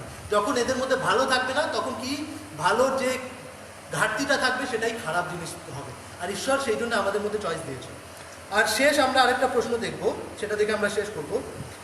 যে আমরা জানলাম যে এই মহামারী কি বিবলিক্যালি, আর ঈশ্বর কেন এই মহামারী অ্যালাউ করছে পৃথিবীতে আসার জন্যে। আর শেষ জিনিস হলো বিশ্বাসী হিসাবে এই মহামারী বা এই সিচুয়েশন বা এর পরে যে সিচুয়েশনগুলো আসবে, যেগুলো অনেক স্ট্রাগলের সিচুয়েশন হবে, আমরা জানি বাইবেল যেগুলো সম্বন্ধে বলছে, সেই সময় আমাদের কি করা উচিত, সেটাও সব থেকে বড় প্রশ্ন। আমাদের মনে হয় এই প্রিপারেশনের জন্য আমাদের বাইবেলের হয়তো 4 সপ্তাহ বা 8 সপ্তাহের একটা কোর্স করা উচিত, যেখানে আমাদের শেখা উচিত যে এরকম সিচুয়েশনে বিশ্বাসী হিসাবে আমাদের কি করা উচিত। আর যেহেতু এখন কোনো রিভাইভাল মিটিং বা ওরকম করার সিচুয়েশন নেই, এই লকডাউনের মধ্যে সেসব করা উচিত না। সেই জন্য আমার মনে হয় যারা আমাদের লিডার আছে তাদেরকে, যারা চার্চ সার্ভিস নেবে, যারা প্রিচিং করবে, তাদেরকে সেইভাবে শেয়ার করা উচিত, যাতে তারা এই বিষয়গুলোর উপর ধ্যান দেয় যে এরকম সিচুয়েশনে বিশ্বাসী হিসাবে আমাদেরকে কি করা উচিত। আমরা অনেক সময় বুঝতে পারি না। আমরা যখন, আমি দেখছিলাম অনেক বিশ্বাসী আমার বন্ধুরা আছে যারা এই লকডাউনের সময় যখন বাড়িতে ছিল, যখন তারা চার্চে যেতে পারছে না, কারোর সাথে মিট করতে পারছে না, একটা বড় সিচুয়েশন হলো ডিপ্রেশনে ভুগছে। আমরা জানি ডিপ্রেশন কী জিনিস। কিছুদিন আগে হয়তো যারা ফেসবুক বা টিভিতে নিউজ দেখেন তারা জানবেন, সুশান্ত বলে একজন যে বলিউড হিরো, হ্যাঁ, সে আত্মহত্যা করে নিয়েছে। তো এরকম শুধু ওটা একটা হিরোর কথা বলা হয়েছে, কিন্তু আমরা এরকম জানি আমাদের প্রত্যেক বছর প্রচুর, প্রায় 7,000 মতো প্রতি বছর যারা কৃষকরা আছে তারা আত্মহত্যা করে ডিপ্রেশনের শিকার হয়। তাদের ডিপ্রেশনটা কিন্তু কেউ দেখতে যায় না, কি তাদের লাইফে কেমন ডিপ্রেশন আছে।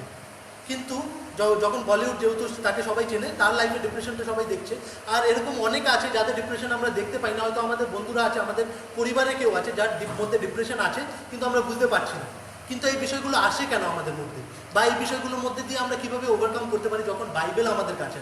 কেন আমাদের ঢাল আছে একটাই, বাইবেল। তাহলে আমরা কীভাবে উদ্ধারপ্রাপ্ত হতে পারি? তো বিশ্বাসী হিসাবে প্রথম বিষয় হলো যে আমাদেরকে প্রভুর সাথে যে সম্পর্কটা, সেটা প্রত্যেকটা মুহূর্ত যখন আমরা চার্চে আসতে পারছি না, বা আমরা মণ্ডলীর সাথে যুক্ত হতে পারছি না, বা আমরা অনেক খারাপ সিচুয়েশনে আছি, প্রভুর সাথে সম্পর্কটা আমাদের বজায় রাখতে হবে। ওটা যেন আমরা না ভুলি। আমরা যদি ভুলে যাচ্ছি প্রভুর সাথে সম্পর্ক বজায় রাখতে, আমরা যদি ভুলে যাচ্ছি প্রার্থনা করতে, আমরা যদি ভুলে যাচ্ছি যে আমাদের প্রভুকে ওয়ার্শিপ করতে আমাদের লাইফ দিয়ে, তাহলে কিন্তু আমাদের মধ্যে খারাপ বিষয়গুলো আসবে। আর সেই খারাপ বিষয়গুলো আমাদের যখন খারাপ সিচুয়েশনে পড়বো, আমাদের আর উঠতে দেবে না। বাইবেল বলছে বিশ্বাসীরা যতবার 7 বার যদি পড়ে যায় তারা কিন্তু উঠবে, কিন্তু যারা পাপী আছে তারা কিন্তু একবার পড়লে আর উঠতে পারবে না। তো আমাদের মনে রাখতে হবে আমরা যেন সেই পাপীর দলে না চলে যাই। আমরা যখন বিশ্বাসী আছি, আমাদের লাইফকে এরকমভাবে লিড করতে হবে যেন আমরা যতদিন এই পৃথিবীতে থাকবো, যতদিন আমাদের সামনে সেই স্ট্রাগলগুলো থাকবে, আমরা যেন বিশ্বাসী হিসেবে থাকতে পারি। আর বিশ্বাসী হিসেবে এরকম সিচুয়েশনে আমাদের যে জিনিসটা করা দরকার, প্রথম যে জিনিসটা, সেটা হলো আমরা যেন ভয় না করি। ভয় করা চলবে না। আগের সপ্তাহে আমার মনে আছে, আর সোনালি দিয়ে এই বিষয়ে বলছিল যে ভয় করা যাবে না। বাইবেলে 300 বারের বেশি, 365 বার যতদূর সম্ভব সেরকম বার বলা আছে যে ভয় করা যাবে না। আমরা যেন কখনো ভয় না করি। এই সিচুয়েশনগুলো আমরা জানি বাইবেল বলছে আসবে, সেই সিচুয়েশনের জন্যে আমরা প্রস্তুত থাকবো, কিন্তু ভয় করব না, কখনো আমরা ভয় করব না। সেকেন্ড যে জিনিসটা এবার ভয় করবো না তার মানে তো আমি মাস্কও ইউজ করবো না, আমি স্যানিটাইজার ইউজ করবো না, আমায় কোনো সোশ্যাল ডিস্টেন্সিংয়ের দরকার নেই, আমায় তো ভয় না করে আমি বিন্দাস চার্চে আসবো, আমি বিন্দাস অন্য জায়গায় যাব, আমায় কিছু দরকার নেই, আমি তো ভয় করছি না। ওসব কি করবে? আমি তো ঈশ্বরে বিশ্বাস করি। একজনকে জিজ্ঞেস করা হচ্ছে আপনি কেন মাস্ক পরছেন না, বিদেশি একজন, আফ্রিকান একজনকে, সে বলছে আমায় প্রভুর রক্ত আমায় সব রোগ টোগ দিয়ে আমায় সুস্থতা দান করেছে।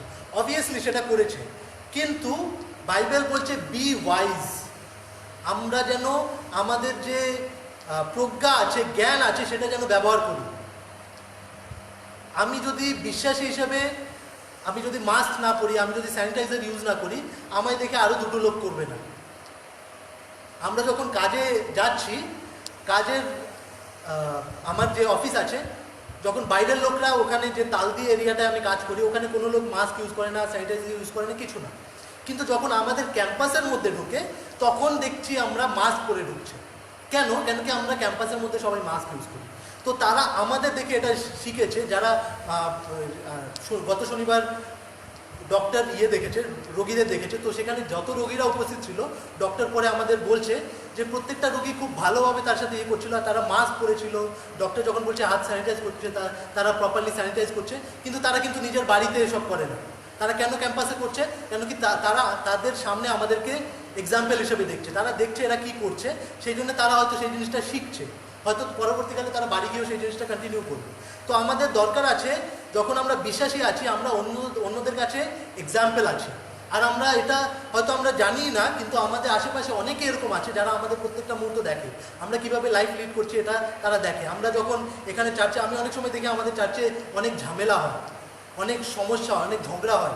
আর এখানে দাঁড়িয়ে দাঁড়িয়ে আমরা যখন ঝগড়া করি, আমাদের এটা মনে রাখা দরকার যে এই আশেপাশে যারা আছে প্রত্যেকে কিন্তু দেখছে, এখানে বিশ্বাসীরা আছে, আর বিশ্বাসীরা যখন ঝগড়া করছে তারা খুব আনন্দ পাচ্ছে। তারা ভাবছে এরা কী টাইপের বিশ্বাসী, যারা ভালো থাকার বাণী বলে, যারা এরকম সৎ থাকার বাণী বলে, তারা নিজেদের মধ্যে ঝগড়া করছে, দেখো এরা কী করছে। তো তাদের কাছে আমাদের শেমফুল হওয়া দরকার, ঈশ্বরের কাছে আমাদের শেমফুল হওয়া দরকার, যে বিশ্বাসী হয়ে আমরা এইরকম জিনিস করতে পারি। আমরা কিন্তু অন্যদের কাছে এক্সাম্পল। তাই জন্য আমাদের বলছে বাইবেল বি ওয়াইজ, আমরা যেন নিজেদের প্রজ্ঞা জ্ঞানকে ইউজ করি, আর আমরা যেন এরকম কোনো সিচুয়েশন ক্রিয়েট না করি যেটা দিয়ে অন্যদের কাছে আমরা স্টাম্বলিং ব্লক হই। সেই জন্য আমরা অবভিয়াসলি বাইবেলকে বিশ্বাস করছি, আমরা জানি যে প্রভু আমাদের সূচি করেছে, এই রোগ থেকে আমাদেরকে পৃথক রাখবে, আমরা সব জানি। কিন্তু মাস্ক পরা, স্যানিটাইজ করা, বা সরকার অন্যান্য পরবর্তীকালে যেসব বিষয়গুলো বলবে, সেই সব মেনটেন করাটা আমাদের দরকার আছে। প্রত্যেকটা জিনিস আমাদের চার্চ প্রথম দিকে যখন গুড ফ্রাইডে, ইস্টার সানডে, এই সময়টা, গুড ফ্রাইডের দিন পর্যন্ত চার্চ সার্ভিস চলার কথা ছিল, কিন্তু গুড ফ্রাইডের দিন আমার মনে আছে পুলিশ এসেছিল এখানে, আশেপাশে কেউ বলে দিয়েছে বলে। তারপর থেকে কিন্তু আমাদের চার্চ সেই রুল কোনো ব্রেক করেনি। যে 7 জনের যে রুল ছিল, সেই 7 জনকে নিয়ে প্রপার সোশ্যাল ডিস্টেন্সিং মেনটেন করে সব কিছু করছিল। একজন পাস্টার বলছে, আমাদের দেশীয় পাস্টার, সে বলছে যে যখন গভর্নমেন্ট অ্যালাউ করছে মদের দোকান, অন্যান্য বিষয়গুলো ওপেন রাখার, তখন আমাদের সবথেকে বেসিক নিড আছে হলো প্রভুর কাছে যাওয়া। তখন সেটা কেন অ্যালাউ করছে না? আমরা জানি কেন অ্যালাউ করছিল না। কেন কি, যদি একটা জায়গায় অ্যালাউ করছে, আমরা হয়তো যারা খ্রিস্টান আছি, যারা বিশ্বাসী আছে, আমরা নিজেদেরকে সেই আমাদের যে পাস্টাররা আছে সেই প্রোটেকশন দেওয়ার চেষ্টা করবে, আমাদেরকে গাইড করার চেষ্টা করবে। কিন্তু অন্য আরও যারা বিশ্বাসী আছে, ধরে নিন যারা মুসলিম আছে, হিন্দু আছে, বা অন্য ধর্মে এরকম অনেক জায়গা আছে যারা গ্রামের দিকে আছে, তারা কিন্তু সেই সব সোশ্যাল ডিস্টেন্সিং মানবে না, তারা এসে সেই রোগটাকে আরও স্প্রেড করবে। এই জন্যে প্রত্যেকটা ধর্মকে বলা হয়েছিল যাতে তারা মিট না করে, এটা সরকার থেকে একটা প্রোটেকশন দেওয়া হয়েছিল। আর আমাদের এই জিনিসগুলো বিবলিক্যালি আমাদের অ্যাকসেপ্ট করা দরকার আছে। আমরা যেন ওয়াইজ হই, কেন কি আমাদের আশেপাশে সবাই দেখছে। আমরা যেন এমন কোনো ডিসিশন নেই যেটা অন্যদের জন্য স্টাম্বলিং ব্লক হয়। শেষ যে জিনিসটা আমরা আমাদের এই সময় করা দরকার, সেটা হলো মিনিস্ট্রি অপরচুনিটি। এটা বলে আমি শেষ করব যে আমাদের এখন খুব বড় অপরচুনিটি, কেন কি মানুষ খুব স্ট্রাগলে আছে, ডিপ্রেশনে আছে, অনেক কষ্টতে আছে, অনেক সমস্যা আছে, তারা অনেক রকমভাবে তাদের লাইফে স্ট্রাগলে আসছে। তো যখন মানুষ কষ্টে থাকে, দুঃখে থাকে, তখন তারা ভালনারেবল হয়ে যায়, মানে তাদের মধ্যে সেই টেন্ডেন্সিটা আসে এই সব বিষয় জানার জন্য, ঈশ্বরের বিষয় জানার জন্য। কেন কি যখন আমরা খুব আনন্দে থাকি, তখন আমরা ঈশ্বরকে বিশ্বাসই করি না, ঈশ্বরকে আমরা অ্যাকসেপ্টই করি না। কিন্তু আমরা যখন কষ্টে থাকি, তখন আমাদের এটা টেন্ডেন্সি থাকে যে ঈশ্বরকে নিজের লাইফে অ্যাকসেপ্ট করে। সেই জন্য এখন সবথেকে ভালো সময় আমাদের আশেপাশে যারা আছে, যারা দুঃখে কষ্টে আছে, তাদের সাথে প্রভুর বাক্য শেয়ার করা। কিন্তু তার মধ্যেও যে ক্যাচটা হলো যে আগে আমরা যেন প্রিপেয়ার হই, যে আমি তো প্রভুর বাক্য শেয়ার করবো, আমি বাইবেল নিয়ে বেরিয়ে পড়লাম, কিন্তু আমি প্রিপেয়ার না। এই কষ্টের মধ্যে আমিও স্ট্রাগল করছি, আমার লাইফে অনেক কষ্ট আছে, আমার লাইফে অনেক ডিপ্রেশন আছে, আমার লাইফে এমন বিষয়গুলো আছে যেগুলো আমাকে ঈশ্বর থেকে দূরে রাখছে, আর আমি অন্যের কাছে ঈশ্বরের বাক্য শেয়ার করতে যাচ্ছি। এরকম যেন না হয়। আমাদের কাছে এখন খুব ভালো অপরচুনিটি, আগে আমরা নিজেদেরকে প্রিপেয়ার করব আর অন্যদের কাছে প্রভুর বাক্য শেয়ার করব। সবাইকে ধন্যবাদ দিই যে আজকে আমরা উৎসাহিত হয়ে অনেকদিন পরে প্রভুর কাছে সেই মন্দিরে আসতে পারলাম। তো সবাই বিশেষ করে আমরা যেন প্রার্থনাশীল হতে পারি, আমরা যেন প্রার্থনা করতে পারি যে আমাদের মণ্ডলীর প্রত্যেকে যারা যারা হয়তো আজকে উপস্থিত হতেও পারিনি, প্রত্যেকের জন্যে যাতে আমরা নিজেদেরকে প্রিপেয়ার করতে পারি, আমরা যেন স্ট্রং হতে পারি, আমরা যেন ভয়ার্থ না হয়ে যাই। এরকম সিচুয়েশন যতবার আসবে আমরা যেন আরও স্ট্রং হতে পারি, আর আমরা যেন সিংহের মতো গর্জন করতে পারি, যাতে করে কি আমরা এতটা স্ট্রং হই যাতে কোনো এরকম বিষয়গুলো আমাদের টলমল না করতে পারে। আসলে আমরা প্রার্থনা করি। Hallelujah, hallelujah, hallelujah. প্রভু তোমার মহানামে ধন্যবাদ করি। প্রভু পিতাশ্বর, তুমি কত মহৎ, কত দয়ালু, কত প্রেমময় পিতাশ্বর। আজকের এই সুন্দর দিনে, এই সুন্দর সময় পিতাশ্বর, তোমার মণ্ডলীতে পিতাশ্বর আমাদের একত্রিত করেছো পিতাশ্বর। অনেকদিন পরে পিতাশ্বর আমরা সকলে মিলে একত্রে পিতাশ্বর, অনেক বেশি নম্বরে পিতাশ্বর এই মণ্ডলীতে একত্রিত হয়ে তোমার উদ্দেশ্যে আরাধনা জন্য করতে পারছি, আর অনেকের বাড়ি থেকেও এই মুহূর্তে করছে। প্রভু ধন্যবাদ করি পিতাশ্বর এই সুযোগের জন্য। পিতাশ্বর তোমার কাছে এই মুহূর্তে বিশেষ করে প্রার্থনা করি প্রভু। প্রভু তুমি কত মহৎ, কত দয়ালু, কত প্রেমময় পিতাশ্বর। আমাদের প্রত্যেকটা মুহূর্ত তুমি উদ্ধারপ্রাপ্ত করেছো পিতাশ্বর, আমাদের আশীর্বাদ করেছো। আমরা এখনো পর্যন্ত কোনো নিউজ পাইনি যে আমাদের মণ্ডলীর সাথে যারা যুক্ত আছে বা আমাদের আশেপাশে যারা আছে পিতাশ্বর তাদের কেউ সেই মহামারীতে আক্রান্ত হয়েছে বা খুব সমস্যায় আছে। কিন্তু পিতাশ্বর ধন্যবাদ দিই এই আশীর্বাদের জন্যই। কিন্তু তুমি আমাদের আশীর্বাদ করো যেন পিতাশ্বর আমরা তোমার কাছে প্রার্থনাশীল হতে পারি প্রভু, আমরা যেন প্রত্যেকটা মুহূর্ত তোমার উদ্দেশ্যে প্রার্থনা নিবেদন করতে পারি প্রভু। সেরকম তুমি আমাদের চেতনা দান করো পিতাশ্বর, তোমার সাথে সম্পর্ক রাখার জন্য, তোমার বাক্য যেন আমরা ধ্যান করতে পারি, তোমার সম্বন্ধে আরও জানতে পারি, তোমাকে যেন আমরা চিনতে পারি, তোমাকে যেন প্রত্যেকটা মুহূর্ত হৃদয় নিয়ে আমরা চলতে পারি পিতাশ্বর। আমরা জানি এখানে যারা আমরা উপস্থিত আছি পিতাশ্বর প্রত্যেকে পাপী আছে পিতাশ্বর, কিন্তু পিতাশ্বর তুমি আমাদের সেই চেতনা দান করো, আমাদের সেই পরিচালনা দান করো, যেন সেই পাপ থেকে আমরা উদ্ধারপ্রাপ্ত হতে পারি এবং তোমার আশীর্বাদ, তোমার দয়া, তোমার অনুগ্রহতে পরিপূর্ণ হতে পারি পিতাশ্বর। বিশেষ করে প্রার্থনা করি পিতাশ্বর এরকম যে সিচুয়েশনগুলো পিতাশ্বর তুমি তোমার বাক্যে বলেছো পিতাশ্বর আরও আসবে, আরও আসতে চলেছে পিতাশ্বর, যে বিষয়গুলো হবে পিতাশ্বর সেই বিষয়গুলোর জন্য পিতাশ্বর আমাদের প্রস্তুত করো পিতাশ্বর। আমরা জানি না পিতাশ্বর সেই শেষ দিন কবে, আর পিতাশ্বর আমরা জানতেও চাই না পিতাশ্বর শেষ দিন সম্বন্ধে, কিন্তু পিতাশ্বর আমরা যেন শেষ দিনের জন্য প্রত্যেকটা মুহূর্ত প্রিপেয়ার থাকতে পারি পিতাশ্বর। সেরকম তুমি আমাদের অনুগ্রহ করো, আশীর্বাদ করো, পরিচালনা দাও পিতাশ্বর। তোমার কাছে বিশেষ করে প্রার্থনা করি পিতাশ্বর। আজকে আমরা বাক্য থেকে জানলাম পিতাশ্বর এই মহামারী কি আছে বিবলিক্যাল ভাবে পিতাশ্বর, এই মহামারী তুমি কেন এই পৃথিবীতে অ্যালাউ করেছো প্রভু। আর পিতাশ্বর আমরা বুঝতে পেরেছি পিতাশ্বর যে এই বিষয়গুলো থেকে কীভাবে আমরা উদ্ধারপ্রাপ্ত হতে পারবো, আমাদের বিশেষ হিসেবে কী করা উচিত। ধন্যবাদ করি পিতাশ্বর এই সুযোগের জন্য, ধন্যবাদ করি এই আশীর্বাদের জন্য প্রভু। প্রভু তোমার কাছে প্রার্থনা করি তুমি প্রত্যেকটি মুহূর্ত আমাদের সঙ্গে থাকো, আর ধন্যবাদ করি এই মুহূর্ত পর্যন্ত এই বাক্য আমাদের শুনতে সাহায্য করলে, আর আমরা যারা শুনেছি পিতাশ্বর আমরা যেন সেই বাক্য হৃদয় নিয়ে চলতে পারি, আর প্রত্যেকটা মুহূর্ত এই বাক্য দ্বারা যেন আমরা উজ্জীবিত হতে পারি সেরকম আশীর্বাদ করি পিতাশ্বর। তুমি আমাদের সঙ্গে থাকো, পরিচালনা দান করো। আর কী বলে প্রার্থনা করবো জানি না প্রভু, এই প্রতিবর্তনে যীশু খ্রিস্টের নামে চাই।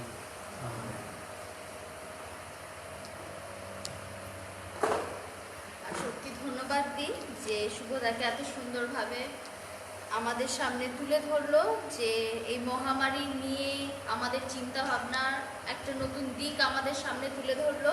তাই জন্য ধন্যবাদ ঈশ্বর যেন তাকে আরও আশীর্বাদ করে, তার বাক্যের প্রতি আরও ধ্যান করার এবং সেই বাক্যের নিগুড়তত্ত্ব বোঝার সেই প্রজ্ঞা চিত্ত যেন ঈশ্বর তাকে দেয়। আর এই সময় আমরা নোটিশ শুনবো।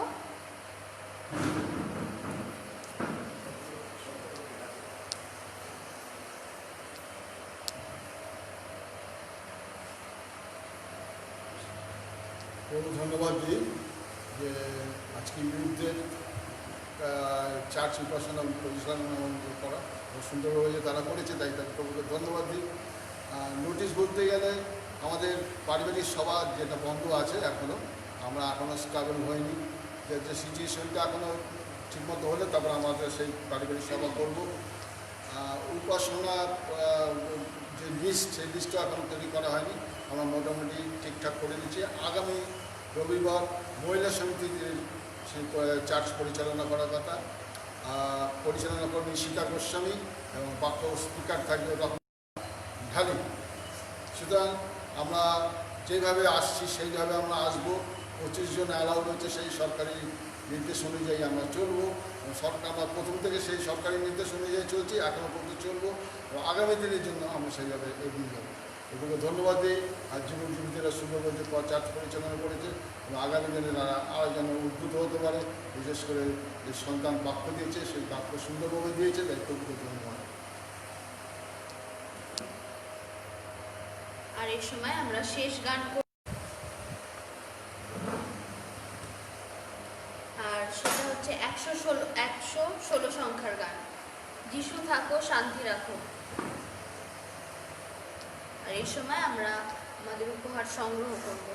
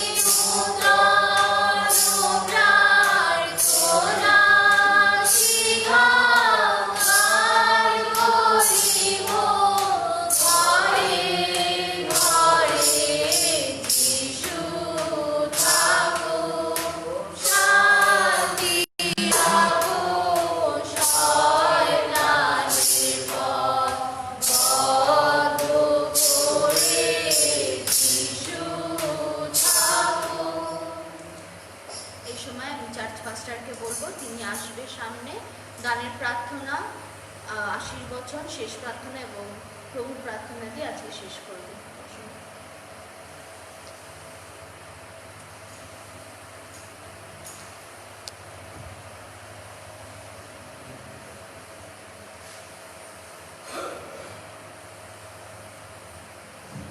অনুরোধ করব প্রার্থনার পরে প্রভুর প্রার্থনায় যাব। প্রভুর পত্রে এবং আশীর্বচন করেন নিত্যানন্দ দেবারী মশাই আসবেন, তিনি করবেন। প্রার্থনায় যাই।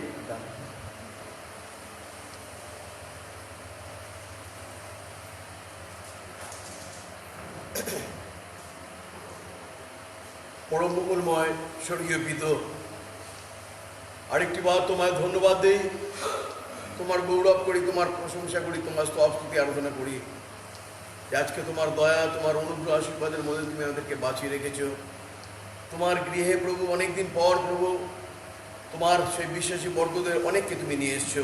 যেন একসঙ্গে মিলে তোমার গৌরব, তোমার প্রশংসা করি প্রভু। আমরা জানি সেই দীর্ঘদিন সেই লকডাউনের মধ্যে দিয়ে আমরা ছিলাম, অল্প সংখ্যক বিশ্বাসে এসে প্রভু তোমার গৃহকে খোলা রেখে তোমার আরাধনা, তোমার গৌরব, তোমার প্রশংসা করেছি। কিন্তু আমাদের সেই প্রার্থনা ছিল প্রভু যেন আস্তে আস্তে অবস্থা স্বাভাবিক হয়, আমরা অনেকে আসতে পারি এবং তোমার গৃহে এসে অনেকে মিলে তোমার গৌরব, তোমার প্রশংসা করতে পারি। তোমার ধন্যবাদ দিয়ে আজকের এই সেই সহযোগিতা তুমি দিয়েছো। আমাদের অনেকে আসতে পেরেছি, তারা মন প্রাণ খুলে তোমার উদ্দেশ্যে ধন্যবাদ দিয়েছে, তোমার উদ্দেশ্যে গান করেছে, ও প্রভু তোমার বাক্য শ্রবণ করেছে। ধন্যবাদ দিই, বিশেষ করে ধন্যবাদ দিই আমাদের আজকে ইউথদের জন্য প্রভু। সেই ইউথ সানডে ছিল প্রভু, যে পরিচালনা করেছে রিনিকা ঢালি এবং শুভঙ্কর দাস, যে বাক্য দিয়েছে তাদের জন্য বিশেষ করে প্রার্থনা রাখি। তাদেরকে তুমি ব্যবহার করো। ইউথ কমিটির জন্য প্রার্থনা রাখি বিশেষভাবে। প্রত্যেকটি ইউথকে তুমি এনকারেজ করো, উৎসাহিত করো যেন আগামী দিনে প্রভু আরও তারা সুন্দরভাবে তোমার জন্য এগিয়ে আসতে পারে এবং তারাই মণ্ডলীর ভবিষ্যৎ, যেন মণ্ডলীর কাজে তাদেরকে আরও যুক্ত করতে পারে তুমি দয়া করো। বিশেষ করে তোমার ধন্যবাদ দিই যে প্রভু আমাদের বেঁচে থাকার জন্য অনেক কিছু দিয়েছো, তার থেকে যে দান প্রভু তোমার জন্য তোমার গৃহে আমরা নিয়ে এসেছি, এই দানের প্রতি আশীর্বাদ করো এবং যে সকল ভাণ্ডার থেকে সকল দান এসছে সেই সকল ভাণ্ডারকে তুমি পরিপূর্ণতা প্রদান করো। এবং বিশেষ করে প্রার্থনা রাখি প্রভু যেন আগামী দিনগুলোতেও এইভাবে প্রভু তোমার গৃহে এসে আরও বেশি করে দান তোমার রাজ্য বিস্তারের জন্য, তোমার কাজের জন্য আমরা নিয়ে আসতে পারি, তুমি আমাদের দয়া করো। আবারও প্রার্থনা রাখি আজকের দিনে প্রভু যারা আসতে পারেনি কিন্তু অনলাইনের মধ্যে দিয়ে প্রভু আমাদের সঙ্গে যুক্ত আছে, যারা এই সহভাগিতা অংশগ্রহণ করেছে, ও প্রভু তাদের প্রতি যে যেখানে আছে প্রত্যেকের প্রতি তোমার দয়া, তোমার অনুগ্রহ, তোমার আশীর্বাদ দাও। এবং সেই সঙ্গে তারাও যে বাড়িতে বসে যে দানগুলি তারা রাখছে এই মণ্ডলীতে আনার জন্য প্রভু, সেই দানের প্রতি তুমি তোমার দয়া, তোমার আশীর্বাদ, অনুগ্রহ তুমি প্রদান করো। সকল ধন্যবাদ, গৌরব, প্রশংসা, স্তব, স্তুতি, আরাধনা তোমাকে দিই। প্রার্থনা যিশু তোমার নামে চাই, আমেন।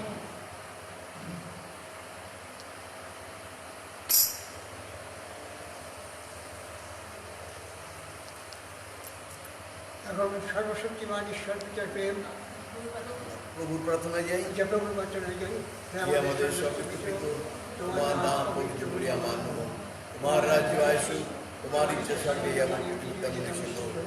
আমাদের প্রয়োজনীয় খাদ্য আমাদের দাও, আমরা যেমন আমাদের অপরাধীকে ক্ষমা করিয়াছি তত তোমাদের অপরাধ ক্ষমা করো। আর আমাদের পরীক্ষাতে আনিও না, মনকে রক্ষা করো। রাজ্য পরাক্রম মহিমা। আর এখন সর্বশক্তিমান ঈশ্বর পিতার প্রেম, মুক্তিদাতা ত্রাণকর্তা প্রভু যীশু খ্রিস্টের অপার অনুগ্রহ, পবিত্র আত্মার শান্তি, সমবাদিতা, চেতনা ও পরিচালনা আমাদের সহিত প্রত্যেকটি খ্রিস্ট বিশ্বাসীর সহিত এখন ও মৃত্যুকাল বিরাজ করি। সর্বজয় যিশু।